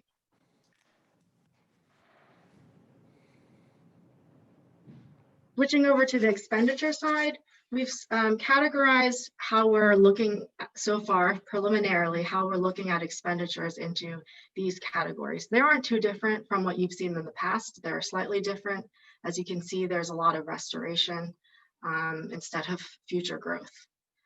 I'll go from left to right and briefly describe each of these expenditure considerations so that you have a better understanding of them. First, in the non-discretionary column, every year we have a baseline adjustment. This is an adjustment, it's typically a savings to account for who's on board now. So the employees who were on our payroll last year have changed between last year at this time to this year. And typically this is a savings because we have new employees on board, and typically they're paid at slightly lower rates than those last year because those highest paid employees are retiring. We do anticipate this savings to be a little bit more than usual just because we have seen more retirements than we have in past years. We also anticipate seeing a healthcare rate increase of a significant amount. This is because we did not budget for an increase in plan year 2021. Which is the same as calendar year 2021, but we did see an increase in the healthcare rate in plan year 2021. Coupled with a potential rate increase in plan year 2022, this will impact our fiscal year 22 budget, and we will have to budget in an increase. And then finally, a voluntary early retirement incentive program. rates, those may increase as well. As I mentioned, we have seen higher rates of retirement during this year. Our next category is operational restoration. During our revised budget process for FY21, we had to make a lot of reductions. These are all in detail in your FY21 adopted budget. And I still have copies of those if anyone still wants to receive them for reference. We reduced our annual transfer to the Learning Resources Fund. We cut 15 operational positions, both department and instructional. And then we also institute a 5% reduction in operating budgets throughout every department and every school. These could be considered to be restored for the next budget. We also have a category called instructional restoration. As you may recall, we changed our class size ratios in order to accommodate our reduced revenues for the current adopted budget. So this restoration would restore our ratios of how we allocate FTEs to students. And then we would also restore the special education teacher growth that we were originally planning last year, and the ESOL teacher growth that we were originally planning that had to be cut. The next category is compensation, and we have 3 general categories under that. One option under compensation is to continue moving forward on the minimum pay rate. This was in order to move. Last year, we were talking about moving the division to a $15 minimum pay rate, and it came with a pretty large price tag. But before the pandemic, we had enough projected revenues to cover that. Unfortunately, that proposal was taken off the table. So it could be a possibility to phase into that as much as we could. This next bullet is a small, tiny sliver, less than $100,000, really, to make an administrative change and also to benefit some of our part-time employees. This is to provide health insurance benefits for part-time employees who are 0.5s to 0.69s to a benefit level of 0.7, to sort of band them together to provide them a little bit of a better health insurance benefit. And we already do this for part-time employees who are 0.7s to 0.99s. They receive health insurance benefits at a rate of a full-time employee. And then finally, of course, we have salary increase for both teachers and classifieds. That would be up for consideration in next year's budget. The last column is new proposals, and this is really just a section of proposals that don't fit into the other categories. So these are new items that may be considered during the budgeting process. We have a couple here listed already, but again, this is very preliminary, and this evening might be a chance to continue adding or asking questions about any proposals we might have. And we'll have plenty of time to talk through these in your breakout groups.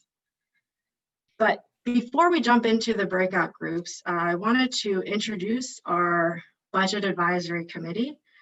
This is a group that was pulled together a couple of years ago by Dr. Haas in order to analyze, evaluate, and advise the superintendent and division staff regarding budgeting practices and priorities from a business perspective. The committee is comprised of business professionals with significant budgeting experience.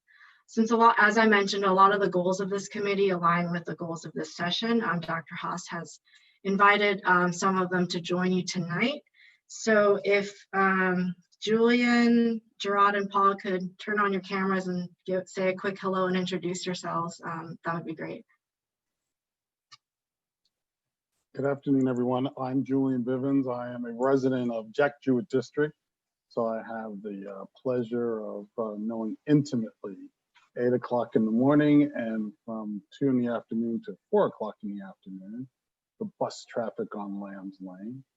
It's, you have really good bus drivers, I can tell you that, because some of the parents who drive on those roads are not very good drivers, and your bus drivers do excellent jobs getting students back in and out. I sit on the BAC, which is wonderful because every time I say it, it reminds me of baccalaureate, which is the French degree. I spent good many years living in France. And let's see. Oh, I lost the other thing. My device just went off. Okay. I don't know what you. Okay. Oh, and that's and I am. That's it. I've answered all the questions that Maya said that she wants us to answer. All right, thanks, Julian. And my name is Gerard Smith. So I am born and raised here in Albemarle County, out in Barboursville in the Ravenna district. So graduate of the Albemarle County public school system from top to bottom. Dr. Haas actually was my principal back in the day when I was at Albemarle High School. So here trying to get back, stay involved. Currently I'm in the field of finance as a financial forecaster, but always trying to get back to the school system and keep us on the right track in terms of budgeting. So I'm Paul Mathern. I think we've lived in Albemarle County now this is our 33rd year. I work at the University of Virginia in the School of Medicine and also at the Darden School of Business. We had 4 children go through Albemarle County schools, all of whom are grown and out of the house now. Actually, Matt was principal when our youngest 2 went through Albemarle, and we actually lived next door to Matt for a little bit. So I was just looking up a long time ago in 2004 to 2006, I was a member of the school board's long range planning committee. And for one brief, terrifying year, I was on a redistricting committee. So I gave that up for Lent a long time ago. So I'm happy to be on this committee and feel very strongly about public education and especially Albemarle County schools. We live in Earlysville now. Thank you. So we are going to break you all up into 3 groups for most of the remainder of the session. So you can really jump into the items that were discussed, mostly with a focus on expenditure considerations. And then we will come back again to report out what was discussed in your small groups. Some guiding questions to talk about in your groups. We will have a facilitator with a Jamboard in each group. But some questions to get you started are, what are the guiding principles for these areas? And by the areas, I mean those colored categories that are presented by expenditure. How do you want to go about tackling those areas? What do you prioritize? What are your must-have items for FY22? There's clearly not unlimited resources to do everything, but we can do something. So what would you like to see we move forward on? And then what are some other priorities for you that we may not have listed? What are other ideas or maybe even reductions that you can think of as we go into this process? It would be great to hear from you. So are there any questions before we jump out into groups?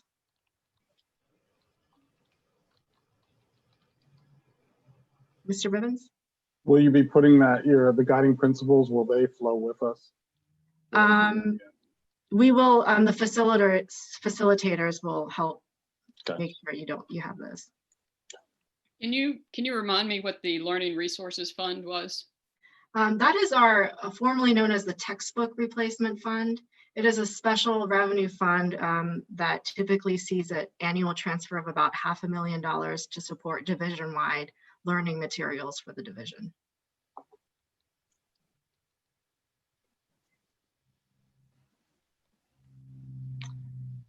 Okay, if there's nothing else, Ms. Johnston, would you be able to pop us into our groups and keep us there until about 5:45?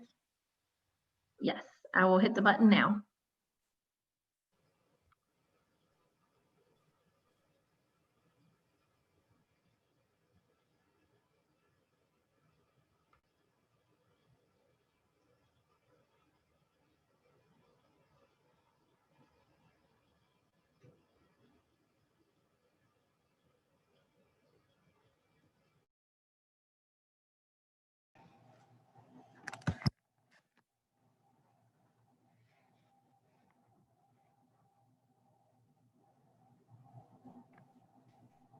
Okay, I think we are group one. We are still in the main room, just as a reminder. We are, I'm going to bring the Jamboard up and I'm going to sit back and let you guys chat.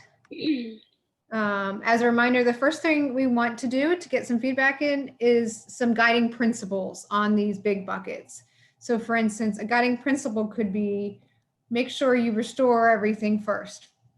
I don't know if that's a priority or not. Or in compensation, it could be make sure we are matching the state budget. Those are very foundational principles. But so before we get into the weeds of it, let's just talk about some guiding principles as Matt's considering weighing these items.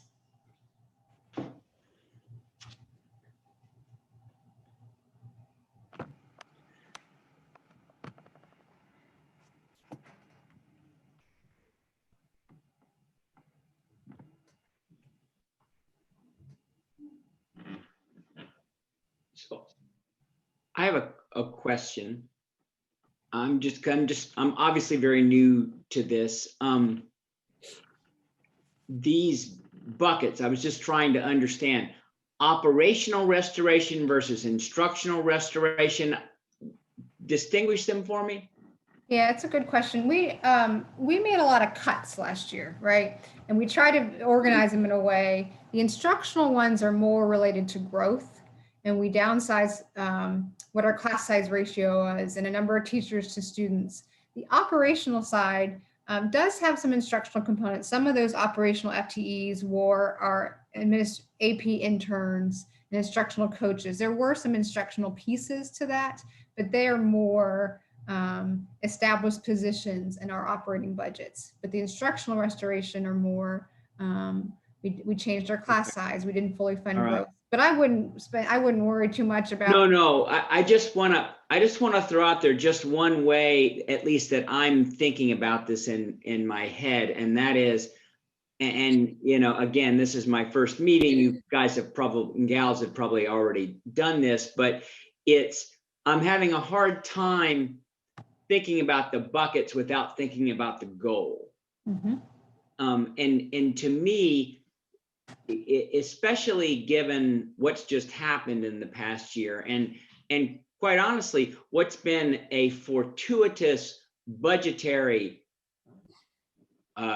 gift, in that there's actually more money than folks thought was going to be there because revenue was much better than projected.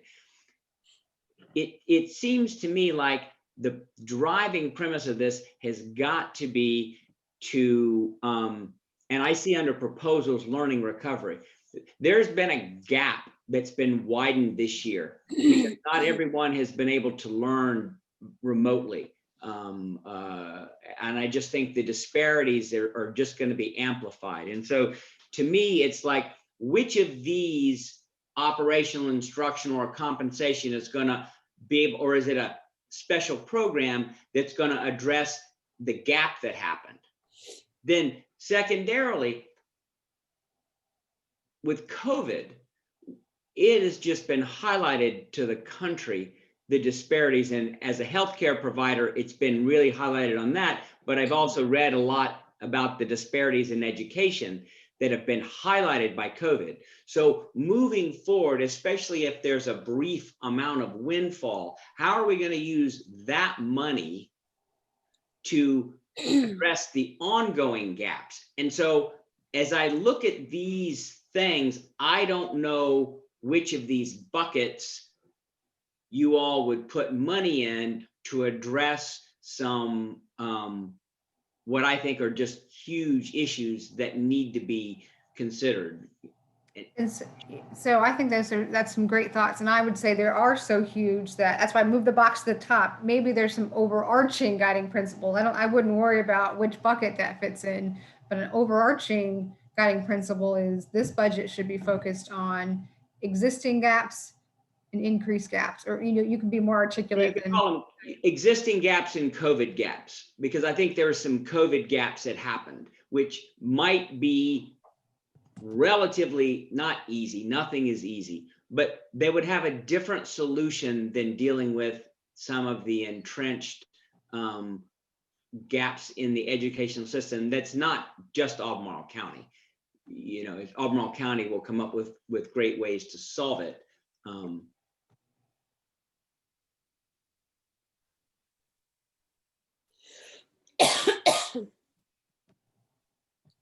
Other thoughts about some guiding principles of reasons we would or would not do some of these items? Well, I mean, I think the learning recovery and addressing existing gaps and sort of beginning our Marshall Plan for post-education, post-COVID education. I mean, paying our teachers more and having smaller class sizes and paying our staff more, all are in the service of equity and learning recovery, it seems to me. And it seems to me that, I mean, one of the challenges I have in the budgets from year to year, and I've been on here a while, but is,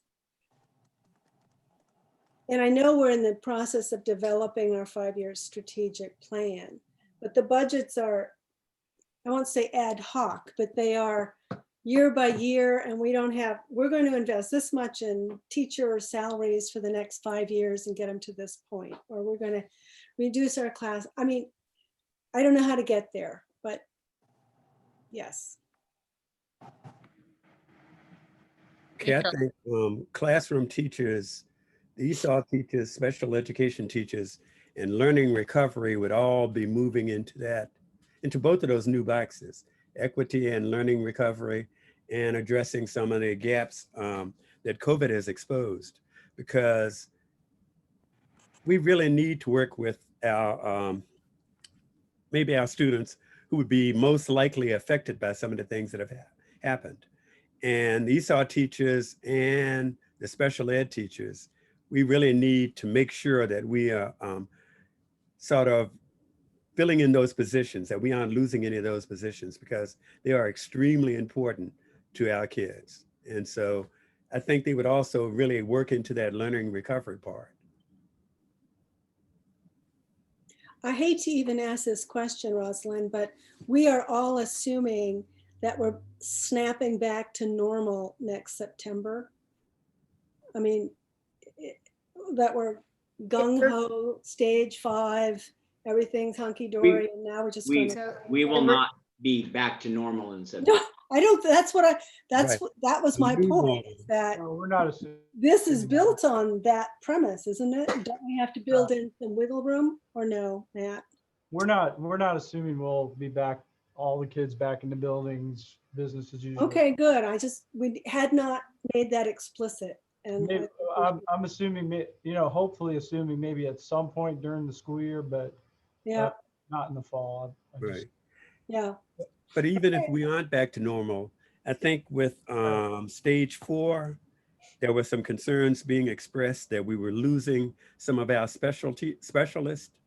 And I'm not sure whether the special ed teachers and the ESOL teachers were some of the ones that we might lose. But even if we aren't back to normal, I think in order to move back toward normal, we would have to make sure that we are trying to do as much as possible to bring in those two groups, to increase those two groups. Yeah.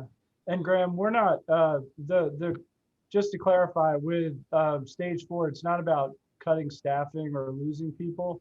They would just be they would actually be providing classroom instruction for more students. Right. It's just a shift in purpose temporarily. Okay. So all of the reading interventionists would still be working on reading, but maybe with a large group instead of just a small. Yeah. Okay. All right. They'd be teaching. Yeah. So Temporarily. Temporarily, yeah. But we're not, I want to assure you, we're not reducing outside the budget cycle. Right, because that, you know, keeps cropping up as something that some of our teachers are concerned about. I understand that. Right. So we have, I think, only about 10 more minutes. So let's move on from guiding principles to talking about some of these items. Before we start, the task is to identify those must-haves. But before we do that, are there items that you would like to add to this? Specific, either a new proposal or something more specific in any of these categories?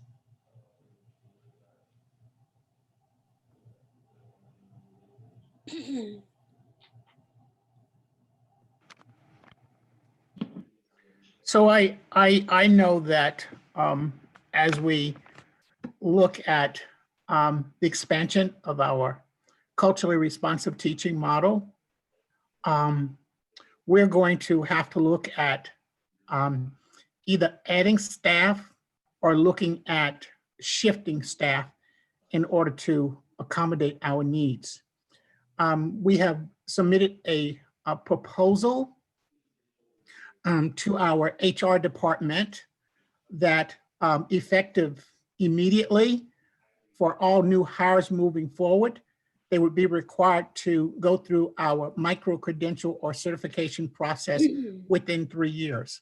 So that is going to more than double the number of folks that we have to train and run through our certification process. And it's going to be very challenging for us to meet the needs for the continuous growth of the CRT program without some sort of expansion.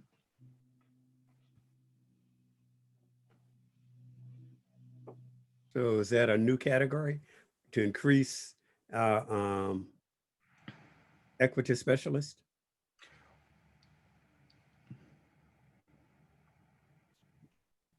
I would not say equity specialist resources, to deliver equity and culturally responsive and anti-racism initiatives. Okay. Oh, I was typing as you were speaking there, Bernard. Sorry. I said add or realign positions to support CRT expansion. Yes. Okay. Because when Bernard started speaking, I was thinking about our Courageous Conversations work sessions and how we have to make sure that we think of what those work sessions have told us that we always have to keep in mind when we are looking at things. So I'm glad you brought that point up. So that could be a priority that you have not listed, which is to maintain our focus on anti-racism and equity. Yeah, okay. That way we don't have the sticky without a guiding priority to go with it. Right. I think that I realized that last year the minimum pay had to be shelved for appropriate reasons, but I would certainly try and make that a priority again this year. I don't know exactly what formula. I mean, there are smarter people that can deal with that, but I think that would be an important thing to kind of move to the front of the line. I think it's perfectly reasonable to have entry-level positions, but people who've been working for the school system for more than a year should be moving toward a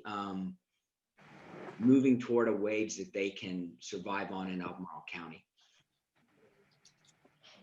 I agree. I mean, I think we kind of realized during the pandemic, the most essential people were often the ones that were making under $15 an hour, and that was just crazy. It's just, again, I'm not saying it's an across the board, but if you have an entry-level position, you ought to expect that a year later you're going to move up, and if you're still working within the school system at 2 years, you've moved to a level where you could support yourself. What other items would you identify as green or must-haves? And we were asked to identify 5.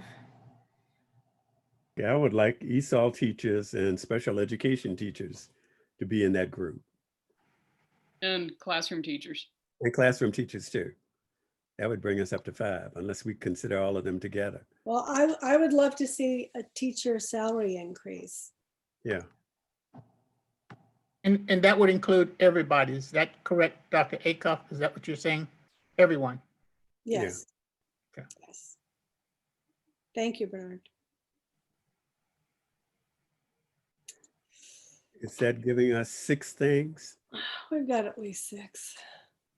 And you 5. You followed the directions well. We expected you to break some rules, so you're Okay, good, because I wouldn't want to cut out any of them.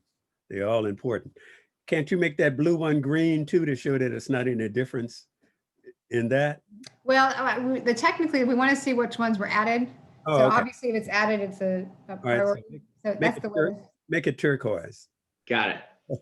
I only have limited colors. Make it bright. Right, right. To show that it's still there. Okay. All right. I'd like to have some more information about redirection of SRO funds. We had, what, $250,000 up to that if we don't do our traditional SROs. And are we talking about where that funding should go? Correct. Yep. Staff is developing a proposal on that as far as the school, and I'm missing the right terminology, school safety positions in lieu of the SRO fund. Okay, that would be, okay. And that report should be what, first part of the new year?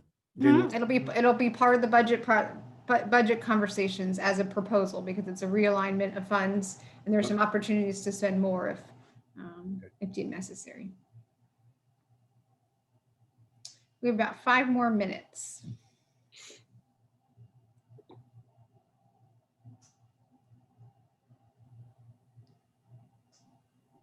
I like everything that we have so far. I mean, if you really stick to, you know, if the goal is around equity and addressing gaps, I think, you know, these are some very important ways to do that. I mean, fortunately, overall, the school system does well, and there is nothing wrong with focusing to bring everyone up to the same level. It's not gonna, you know, it's not gonna decrease the level of others, but it's gonna be a better system if everyone's performing at the same level. True.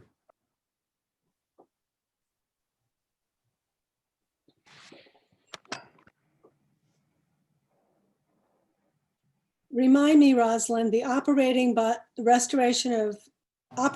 restoration, the operating budgets, all the departments were asked to cut 5% last year? Yes. All departments and schools. See, I think you have to be very careful personally before you just say, oh, put it back, because 5% may have been devastating to one area, and another area was like, we didn't miss it. And so I mean, you do better with constrained resources. You have to be more efficient. You begin to get innovative. And so yes, I would evaluate the impact before I restored. And I would make somebody come back and say, what specifically are you going to do that's going to improve the metrics that we judge your area on with this 5%? I wouldn't give it back automatically. I mean, I generally agree with that. I do know the 5% across the schools, across our schools vary enormously. And one of the schools in my district is Greer, which has the highest poverty rate and the highest percentage of English language learners.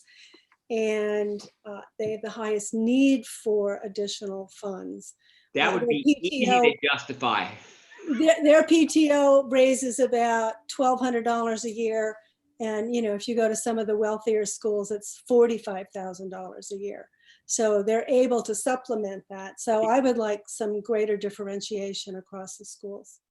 It's time to end that differentiation.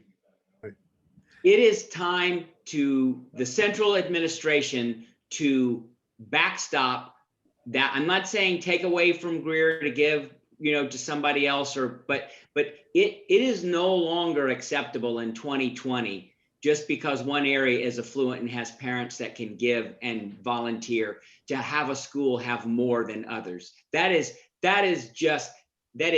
propagating the problems that we have.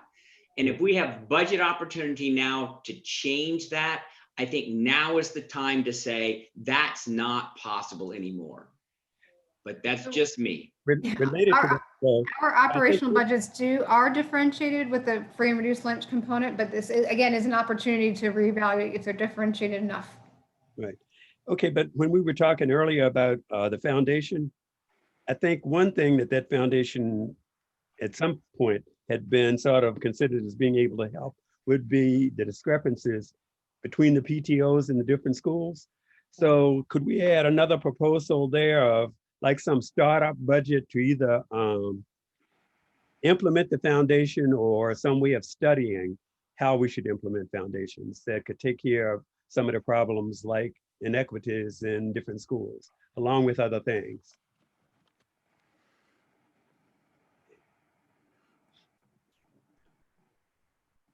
I mean, one of the things that Greer, a parent at Greer did is do a GoFundMe page to raise $5,000.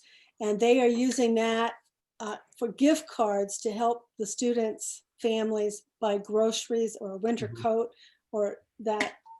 Right. I mean, we can't solve all of those issues, but we could perhaps put our thumb on the scale a little bit more. Right. Yeah, because when you compare that to like a huge amount of money for a playground. Yeah, the elevated fitness track. Shows, yeah, the difference. Right. So again, we're in the main room, so I imagine people are going to start joining us back. Okay. Okay. Appreciate Thank you. your time.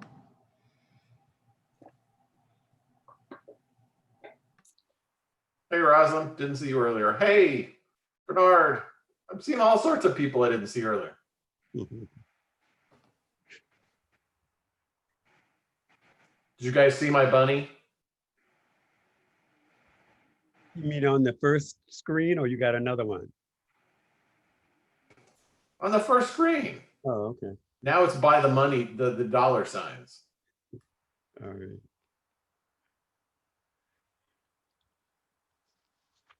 A quick question, Bernard, do we have an agenda for tomorrow? You have a PowerPoint in an email that was recently sent. Ah, okay, pretty recently then. Okay, There's no homework, but just to review and just prepare. Good. Thank you. And I have good news. I can actually attend tomorrow because my trial got settled. Oh, wow. Okay, we'll be glad to have you. I'm glad my trial got settled. That means we'll have to extend the meeting for another 30 minutes.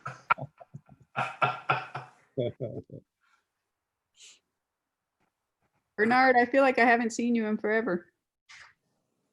Good to be seen. I used to see your wife all the time at the gym, but weird times we're living in. Who are we waiting for? Yeah, who? Is there one group that's missing? Oh, I think think we're everyone's here. back now. Yep, Okay. all everyone should be back. right, okay. All right, moving right along. Welcome back, everyone. All right.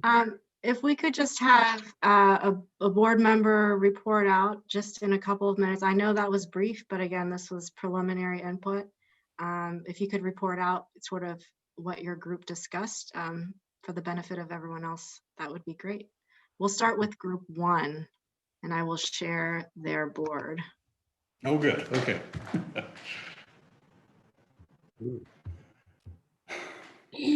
Katrina, do you want to start or you want me to? Jonna, I'm happy to let you do it. Okay.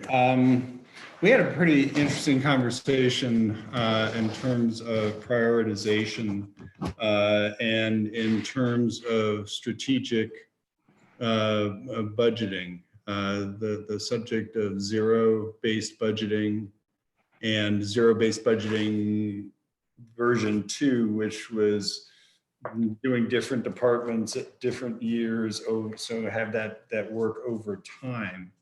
Those subjects were raised. We talked about salary increases, both the prioritization of the minimum pay raise for people who are currently under $15 an hour, as a priority, and the salary increases, which would include that as a broader subject. ESOL teachers, that we were looking to increase them last year, and and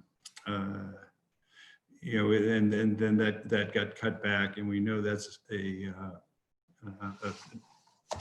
one of our constituencies that's growing.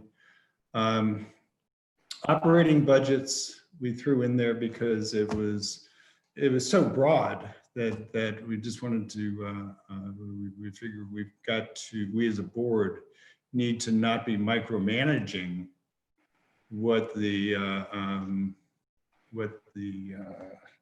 superintendent is recommending in his funding request, but we sure would like to understand and see what's being put back in to the budget that might have been taken out before.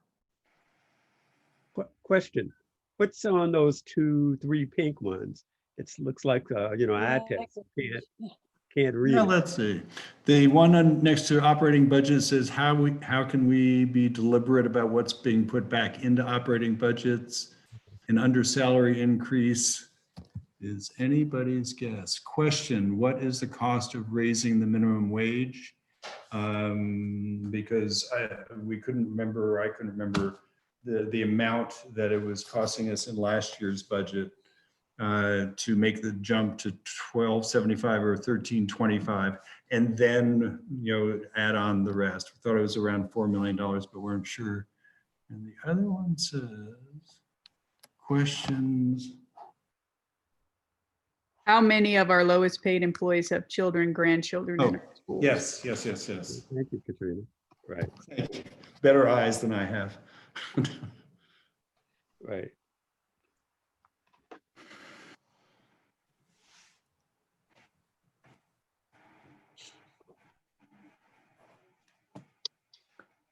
Are you good, Mr. Alcaro, with your summary? I am done. I just see that learning recovery was included in that as well. Sorry, obviously my eyes are fading on me.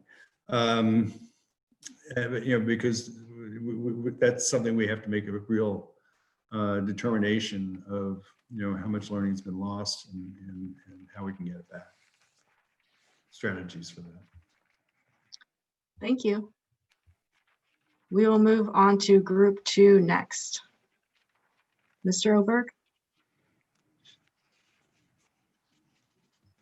I just want to say for the record that I won nose goes and it wasn't observed. Is not recognized by this committee. The first thing we talked about was the minimum pay raise, salary increase. The way I put it was I want to put back what we promised our employees, and we certainly didn't take it away from them intentionally. It was obviously unplanned because of the pandemic, but I think we owe it to them to start with the perspective that that's where we're starting.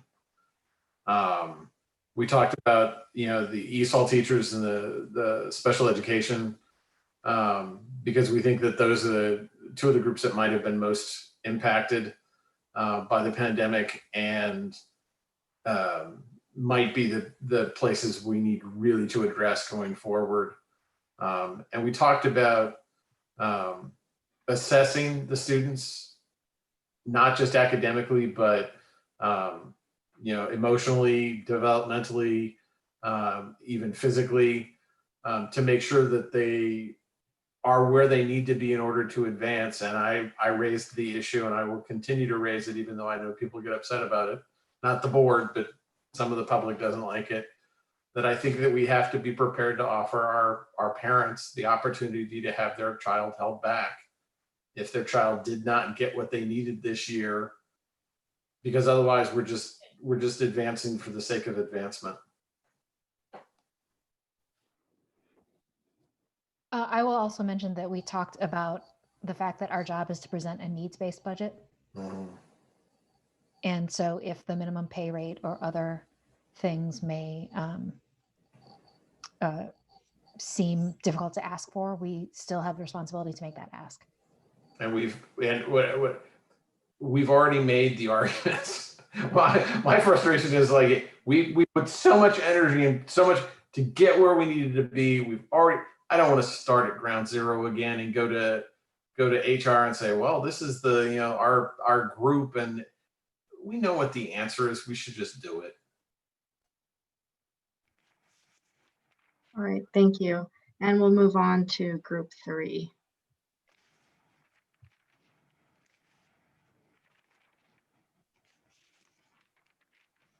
Need a volunteer, Maya? That would be great, thanks. We had overarching principles of equity and learning recovery. which is clearly targeting, addressing the existing gaps and the COVID gaps. And we used that lens to look at all of the different proposals. So we looked, a lot of it was staffing, instructional restoration, all three that others have talked about. And we also looked at minimum pay rate and salary increase. We talked about the minimum pay rate in terms of maybe after the first year. One of the formulas that we looked at last year, you know, if someone has been there a year, okay, but then after that they have a pathway to minimum wage, or maybe we can afford to do that. But it was all focused on keeping our teachers and staff in a strong position so we can accomplish our overarching goal. We did talk briefly about operating budgets, and those, if you all recall, were 5% across the board, all departments and all schools, wondering whether we should tease that apart a bit in terms of schools versus everything else, or even within schools. But we didn't get any further than that. And maybe to add in, we had two additional ones. Right. One was to add, in light of making sure that we continue with our anti-racism policy and our CRT training, we realized that we probably need some extra staff possibly in Dr. Harrison's equity team, equity specialist. So we added that as maybe another possibility. And also we talked about maybe a foundation that might be able to address some of the problems that we can see within the county, whether or not it's inequities in PTOs or anything else. So we just thought about that foundation as being something that could be pretty broad. And we thought about having some startup funds to sort of start the foundation or investigate a foundation for the county. So those were two add-ons that we had.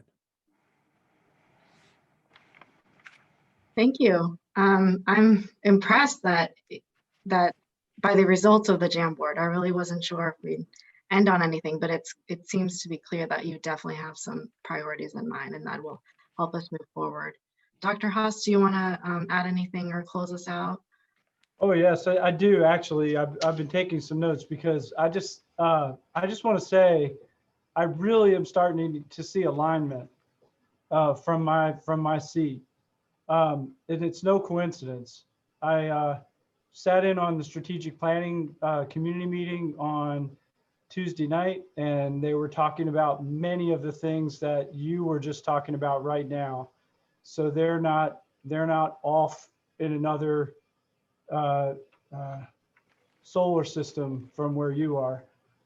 The conversation we had with the budget advisory team this afternoon, of whose members attended tonight, and I really appreciate you all hanging around and joining those conversations, and it was very valuable. But the conversation we had with that team was aligned with what we're talking about. We had a project management oversight committee meeting today to look at one project for the coming year, and that is COVID recovery with equity. And the conversation we had at the staff level with the cabinet and the project management oversight team was the same conversation that we're having. Everyone in all three of the groups that I joined, you talked about different ways of going about tackling the key themes, but the themes are really coalescing and are the same. And so from my position, watching that happen and then knowing that we're gaining a great deal of input from the school board prior to bringing a spending plan at the end of January and early February, it really helps me have a great deal of confidence in knowing what your priorities are and what you would like us to do. And it becomes much less, we used to talk about, oh, first it's the superintendent's budget, then it's the board's budget, then it's no, it's not. From the beginning, it's our spending plan working on it together. and I really appreciate your input. These conversations were in depth. You know your school system.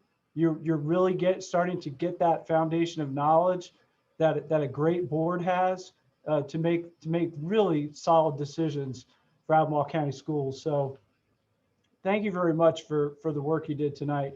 And Maya, you shouldn't be surprised of the quality of what the conversations were, because you did a great job setting everything up. And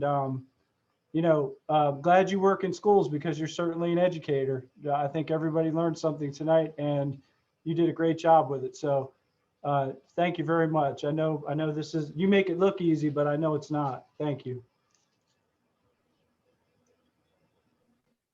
Okay, so thank you, Maya and Patrick, for the presentation this afternoon.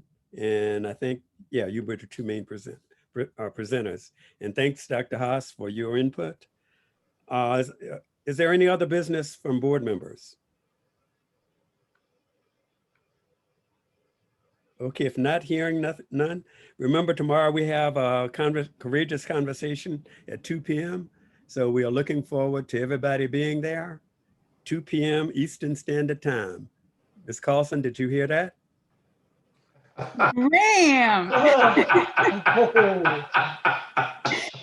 So, then I'm sorry, Ms. Carlson, I didn't mean to. Some of those have been conflict. I've attended the ones that I can, and I will be able to attend tomorrow. Thank you. All right. I'd also like to thank I started calling you on Paula Thurn and Jared Smith and Julian Bevins for being part of the Oh, yes, right. Thank you. Thank you, Dr. Acup, for bringing that to my attention. All right, so. Board members, be sure to find about 10 minutes or so to review the presentation that's planned for tomorrow. It's going to be, I think you need to kind of refresh yourself on some of the concepts, Singleton's concepts, the 4 agreements, the 3 critical factors, and the 6 conditions to be prepared for our discussion tomorrow. Thank you. Thank you. All right, so there's no further business. Meeting is adjourned. Thanks. Happy holidays, everybody.